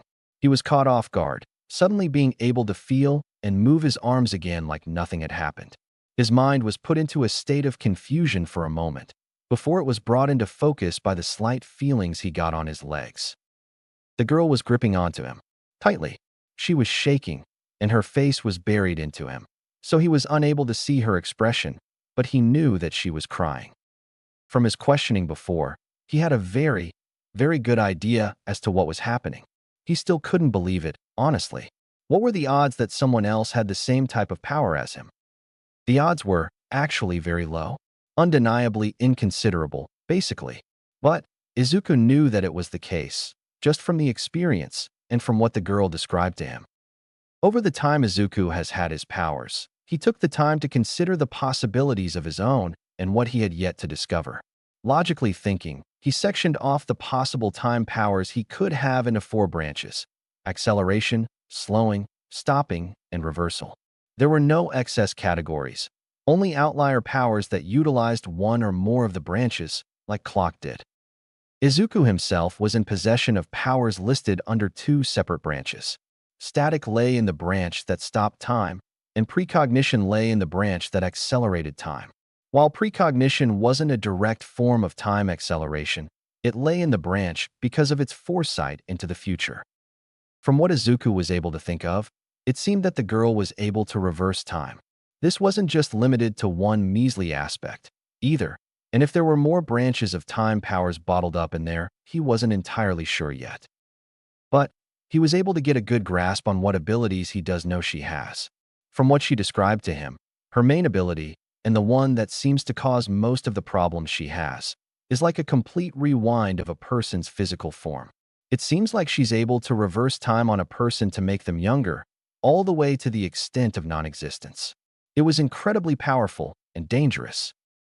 The more Izuku thought about it, the more he realized that this whole conflict may be more connected than he first thought. This overhaul guy and his following clan, or whatever he was, wanted the girl for some reason, and at first glance you wouldn't be able to see what's so special about her. But, with some logical thinking, Izuku figured out that they wanted her because of her power, not only because it was dangerous, but because it was useful. The power to reverse time was something Izuku had pondered over many, many times. He had tried to use it in practice, but hadn't been able to figure out how to use it yet. But the point was that it could be harnessed and used for a lot of things. Healing, for example, would count. But there were other things too that Izuku considered, like an easy way to kill an infinite life through constant deging. He had a feeling that these guys were trying to harness this power for something. But what? He didn't exactly know yet. As for the relatively unknown ability that centered around what was happening to the two of them now, Izuku also had an idea of what was happening with that. Considering that she had a primary ability, which seemed to be quite active, it wasn't too much of a stretch to consider that this power was from the same branch. The ability to loop time is what Izuku was calling it in his head. It seemed to be activated for 2 people, the user of the power and the one used on. A power that sent both the user and the person back in time to a specific point in time. Izuku looked at the girl that held him tightly and presumed that specific point in time was when Eri had first touched him. And if Izuku's mental theory was correct, the only way for it to activate is through a trigger, this one being his ultimate demise. Whether or not the power would activate and send them back if Eri died instead, he wasn't entirely sure, but he really didn't want to find out, either. I'm sorry for my daughter. She can be clumsy at times. The man spoke from the darkness of the hallway once more. It seemed Izuku's time for thinking was over. Izuku looked up and visibly snarled at the man, disgusted at him and showing how much he admittedly despised him. Eri stiffened. He could feel. "Don't come. Please," she spoke suddenly, surprising Izuku and making off his guard. She took that advantage to quickly turn around and sprint back to the monster that would immediately impression her again. As the man stepped out into the light, he was also visibly surprised at how the young girl suddenly turned tails and latched into his hand. The surprise faded after a mere moment and was replaced by a quick understanding and acceptance. "It seems that this situation has resolved itself. My daughter just happened to get lost, and now that we have reunited, I will be on my way. Thank you for finding her hero," he repeated with a small, mock bow of gratitude. He then started turning away, proceeding to go down the same alley he came. Izuku looked like a lost puppy. He was just unsure as to what he should do. At first, he had been ready to jump to action and defend the girl with his life, but now he was thinking more about what he should do. Eri had gone back for a reason, and a reason he honestly understood. She didn't want to have to see him die again. She didn't want to see him suffer more. It would scar them both, and he too didn't want her to go through that. Even though he wanted to jump right at them, attack the insufferable man, and take Eri back, upon reconsideration it didn't seem like the best idea. Izuku shook his head, taking himself out of his thoughts. He didn't have time to endlessly ponder. He exited his alley and emerged on the outside sidewalk, rapidly scanning the buildings close and finding a fire escape on the one to his right. It was a small apartment building that went a bit of a ways up. Using some of the parkour skills he learned over his time being clockwork, he was able to grab the ladder and pull it down. It made a loud clang with the ground before it firmly planted itself onto it. Izuku quickly climbed up the ladder, hoisting himself up onto the platform and proceeding to sprint up the stairs. At a certain point, he stopped going up. The next building over, the one that acted as the building on his left while in the alleyway, was only as tall as his current height, and so were the rest of the buildings nearby. If he kept going up, he'd be too high and wouldn't be able to traverse the rooftops. So, Izuku went back as far as he could. He prepared himself for a few seconds, like taking rapid puffs of air to psych himself up before running forward. He used his right foot to propel himself up, clearing the platform's guardrail and making the jump across to the building over. He landed on his feet, slightly skidding to a stop. He moved toward the edge of the building, where the end of the alleyway would be, and planted his foot on the edge. He looked out into the distance, trying to decide where to go. To him, this was the best decision he could make. He had already explored two definite avenues. One of them took him down a path where he wasn't able to activate static in time, thus resulting in his death. The second, while he was able to activate static in time, knock out the guy and escape, they were tracked down and he was once again ultimately killed. This told Izuku two things. One, he would be outmatched in a fight. The display of Overhaul's quirk made that all too clear. Not only did it seem like he was able to manipulate the matter of objects, but living flesh as well. That was a highly dangerous quirk, and there would be no way that Izuku could beat him in an upfront fight. The second thing was that, even if he took the girl and ran, they'd just find them again through her scent. Overhaul seemed to have someone with a quirk that could sniff out and track down anyone's scent, like a bloodhound, like the man's name from before suggested. Even if he took her and ran, they'd just find them. There were too many risks and complications that way. He would have to go about this differently. He'd need to, instead of going for a straight-on assault on this one guy, be selective about his approach. He needed to take them out on their own turf, whether he liked it or not, so he could deal with the most troublesome people. And if there was any possibility of giving her to the police before, he definitely couldn't ding-dong ditch them now. He wasn't going to risk anything with her. He never was, especially now. Her powers were too big to let go. Plus, with how Overhaul's quirk seemed to work and operate, nothing was stopping him from just taking her back by force. Or, he could pass as the girl's father or guardian and do it that way. But even so, he made a promise to her. He wouldn't leave her alone, no matter what. Sure, he could leave now, bide his time, and come back another day, but he didn't want to leave her in their hands for merely another minute. He would save her, he'd keep her safe, and he had no plans to break that promise now or even decades into the future. Even if he had to die hundreds of times, he'd accomplish this goal. First, though, he had to find her again. The man had quickly departed, leaving Izuku lost as to where he should go. The thought of using precognition found its way into his mind, but he doubted its usefulness here, both in the practical aspect and the fact that it wasn't even working. Even so, he gave it a try. He allowed himself to become engulfed into his precognition ability, and to his surprise, he found himself gifted with the foresight he was used to seeing. He, at first, wondered how it had suddenly come back. This entire time, or past this time technically, it hadn't been able to work. That's when he realized it. The reason as to why precognition wasn't working wasn't because of a what, but because of a who. Eri, of all people, was causing his precognition to falter. He thought about it for a few moments at first, wondering why exactly she ultimately affected his foresight. Then, he had another realization. The reason that he believed was the case was so simple, yet also so possible the case. Just because she was another time user, just because of that caused interference in his vision. He thought about it hard. His own worked in a very interesting way. Precognition was an interesting power in and of itself, with an equally interesting function. It allowed for him to view the future, but that future he saw was never something entirely set in stone and could be easily influenced, altered, and changed by his actions. Izuku's line of thinking revolves around this. If Eri has similar time manipulating powers as him, which she does, it isn't so far-fetched to say that she has a similar, if not the same, precognition ability as him. If she did, then that would mean that the future around her is constantly changing and altering by her very presence, even if she didn't realize it or hasn't even found the ability yet, and that would logically create interference in his precognition. The reason why his head was so mixed and the future seemed so jumpy was because Eri had been altering it herself, over-exceeding how many outcomes there could be and essentially overloading the ability. It made sense. He would stick with that logic being the case, unless something came up to disprove it, which he doubted. It was an annoying mechanic to the power that would surely prove to be a pain later, but for now he could use it to his advantage. He started to move, using precognition simultaneously.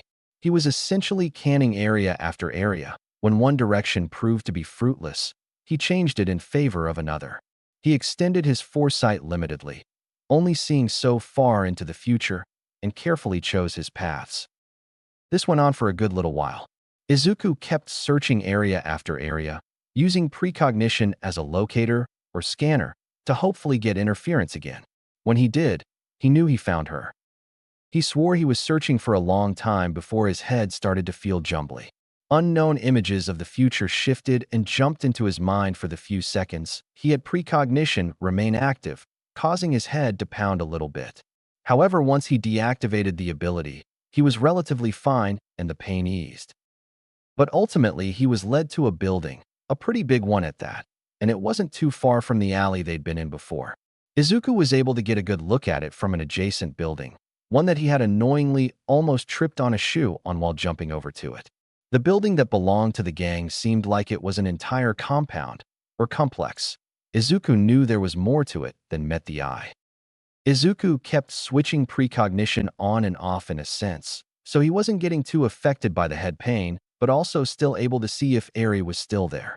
Her radius was small, likely because of her limited and forcefully directed movement, and found that she was still moving, but he didn't know where exactly.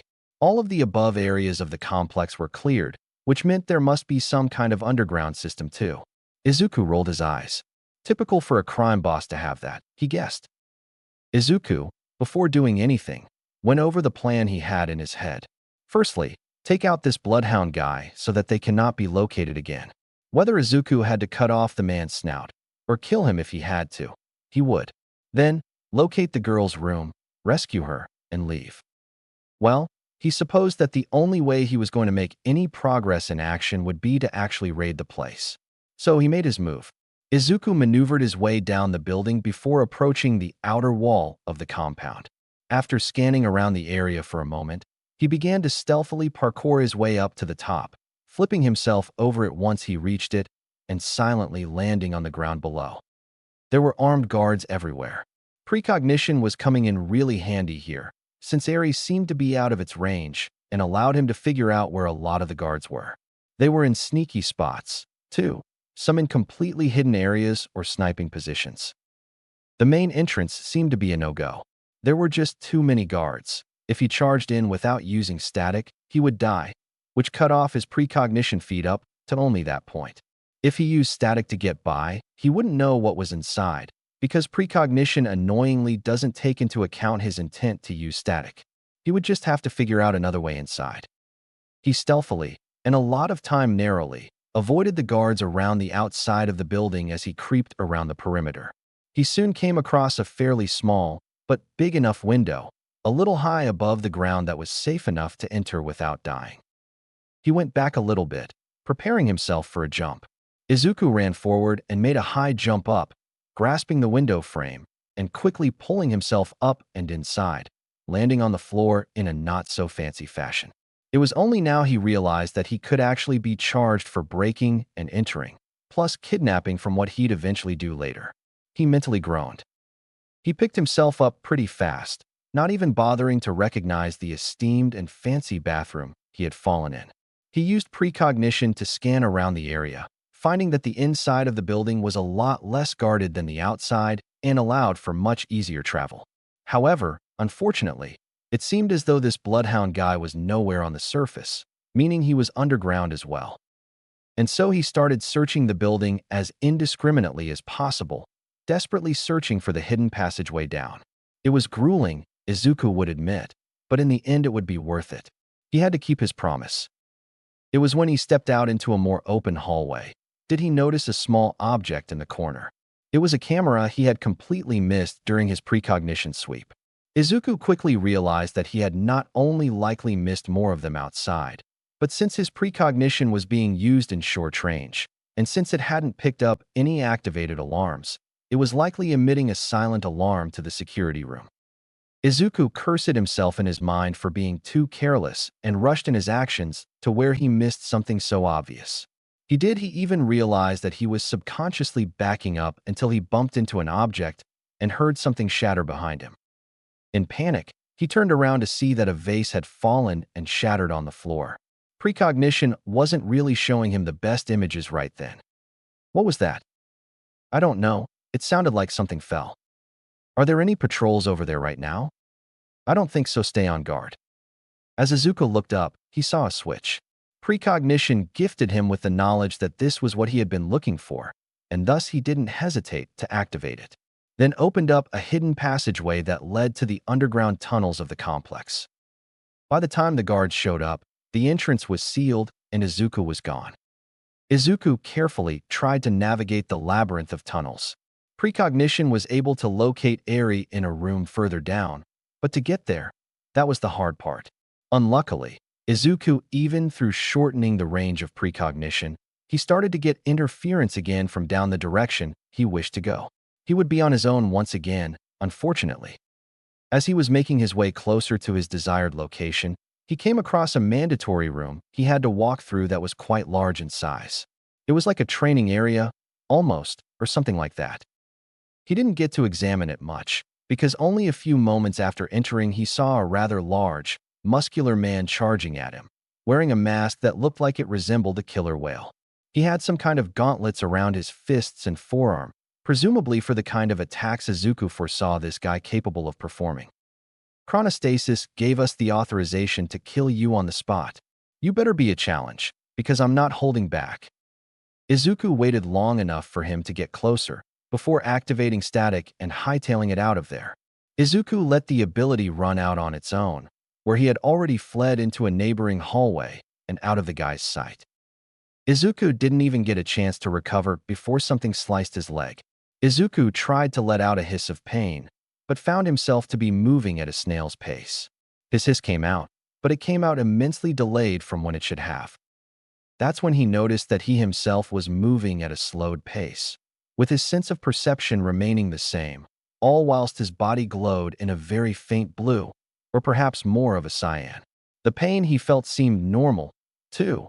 It was just his movements that were slowed down to a fraction of their normal speed. An interesting intruder you are, a voice spoke from behind him. Izuku tried to turn to face the speaker, but the delay on it was too great, and by the time his head reached halfway the speaker had already started to pass by him. I've seen you on the news. The rather recent vigilante, Clockwork, known for your rather good timing and how many people you saved. He stopped in front of him, allowing Izuku to examine him fully. A man wearing a full white cloak, or hood, the same one he punched in the last loop. I must say I'm quite impressed at how far you've come. However, I'm afraid that your luck has run out. The man held a gun up to Izuku's head, while he could only watch as his movements slowly tried to get out of there. I do hope you enjoyed your life, and that you are satisfied with the amount of people you were able to save. Goodbye. Izuku felt a sharp pain pierce his forehead before it just vanished, along with everything else.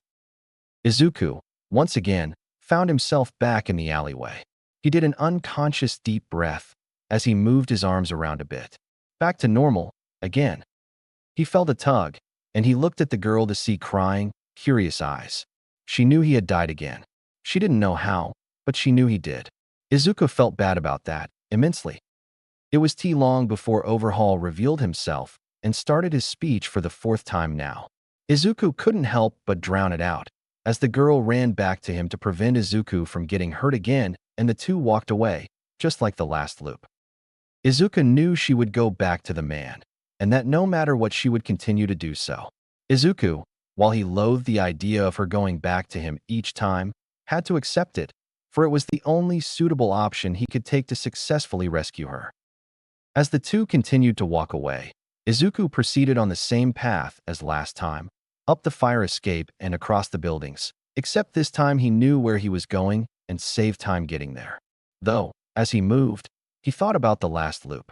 Something had happened that wasn't supposed to happen, clearly. Izuku reached the same building as before, hiddenly camping out on top of it in wait for the right time to move in.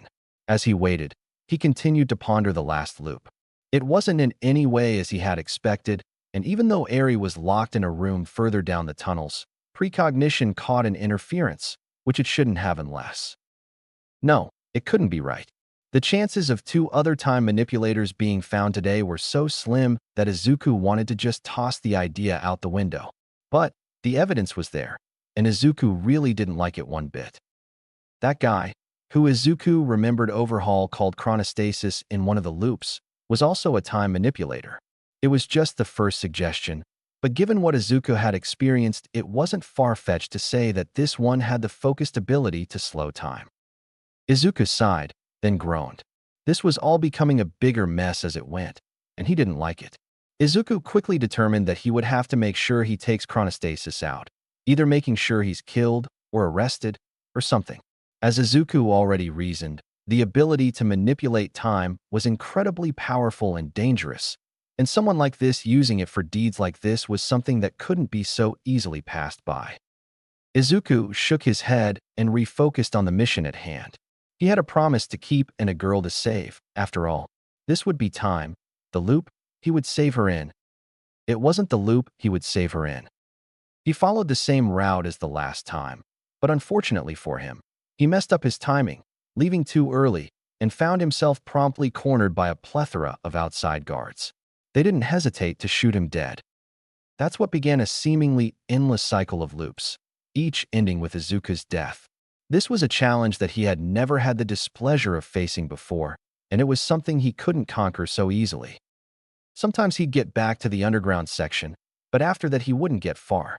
The interference in his precognition down below, due to the additional time manipulator, was really messing him up greatly, and static only being a small one-off power didn't help much either when every inch of the underground was filled with hostiles. But, luckily, it didn't seem he remembered other loops like he and Eri. After every death, Izuku opened his eyes back in that damnable alleyway with the little girl, forced to hear the man give the beginning of his little speech each and every time. Izuku, after getting down to the underground labyrinth, was quickly overpowered by the same tall, muscular brawler from before. Izuku did not withstand long against the flurry of fast punches produced by the man's quirk. I'm sorry for my daughter. After successfully dodging and getting around most guys on his own, Izuku found himself trapped inside of a dun-like barrier. The man behind it wore black robes, giving off analytic and enlightening vibes. The man on his own couldn't kill Izuku, but he was plenty capable of keeping him trapped in the area until reinforcements arrived, in which he was promptly executed without mercy. She can be. Izuku thought he had bided his time a little better in this loop. He thought that being overly patient would ultimately better his chances of passage. Instead, he ended up running into both the barrier guy and the one that could basically punch 5 times a second. He stood no chance against their perfect tag team moveset. Clumsy at times. He got tired of that sentence quickly. Every time he came back, he was met with the confused eyes of the girl and that sentence. He was starting to think that the girl's mind was now believing that it was all in her head, that she was going crazy, maybe. He wasn't sure if she still thought it was all real anymore, and for that he felt even worse. The quicker he saved her, the better. It was within the first 10 or so runs he realized that triggering the silent alarm was unavoidable. In order for Izuku to enter the compound, the camera positioned above the base was unavoidable, with the camera control system being in the control room underground. He was forced to alert them to his presence each and every time. The foes he encountered were fairly limited, but that didn't make them any less dangerous. It seemed that only certain members of this group were occupying the labyrinth, or at least this portion of it. Izuku assumed that there were more than likely the core members of Overhaul's group. Despite the many times Izuku tried to learn patrol routes, or something along the lines of what directions they'd take, he always found the information he received to be unreliable. They always changed, and sometimes he'd find a different guy occupying an area someone else did a loop beforehand. One time a man with a top hat and black cover had surprised him, shooting him in the leg. It seemed that the man had a quirk that could make people yell the truth, and once Izuku confessed what he was there for, the man killed him with an easy bullet to the head. The feeling of death was something Izuku, despite having been through it many different times and in varying ways, could never get used to. The feeling was so intoxicating in so many ways, so painful and mind-shattering that he could never fully wrap his head around it, even for deaths that seemed to repeat. Izuku's run-ins with Overhaul himself were limited, thankfully. Out of the many deaths he was forced to experience, only a few came from him, but each death from the man was one that made Izuku feel a literal sense of hell. Luckily, Eri wasn't there to witness it. At least she didn't have to suffer, too. Hell, even on some runs he ended up dying in the stupidest of ways. He supposed he started to suffer from repeating the same things too many times, because he started to mess up on simple things. Like, a couple of times he ended up slipping and falling off of the buildings he'd traversed many times before, which resulted in his neck being snapped, or something else, that would end in his death. He would mess up timing he'd perfected doing in countless other loops, particularly revolving around the guards, which would end with him getting mercilessly pelted with an onslaught of bullets. Perhaps it was some kind of repeat fatigue, where his mind went into autopilot too much and started jumping over certain necessary calculations. And even after so many runs, he had yet to find Bloodhound anywhere. Izuku, so close yet so far, found that his leg had once again been sliced by something, which resulted in his movements, or time, being slowed and the faint blue/cyan glowing around him again. He had found that chronostasis uniquely had his power operate through his hair and could slow people down through contact with it. I just say, I am impressed that you have made it this far, he spoke. From the times Izuku had been caught by this guy, his speeches remained relatively the same. Vigilante clockwork, I presume? Well, no matter. The tip of the nozzle on the gun made contact with Izuku's forehead. Your fate has been sealed. I hope you are satisfied with the amount of lives you were able to save. Farewell. Vague, transparent images started to occupy Izuku's mind. They were smoky, transparent, cut and hard to see and follow. Laughter echoed through the black abyss. Through only a faint window were the images present. A man, dressed in clothes that seemed to be unrecognizable and foreign. They couldn't be described. He was the source of the laughter. As he slowly walked closer, a glowing green light around his right fist dimming as he moved. Ouch, that looked like it hurt.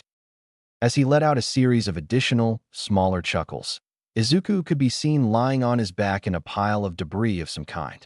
Green lighting seemed to trickle around him, before seemingly going into his body.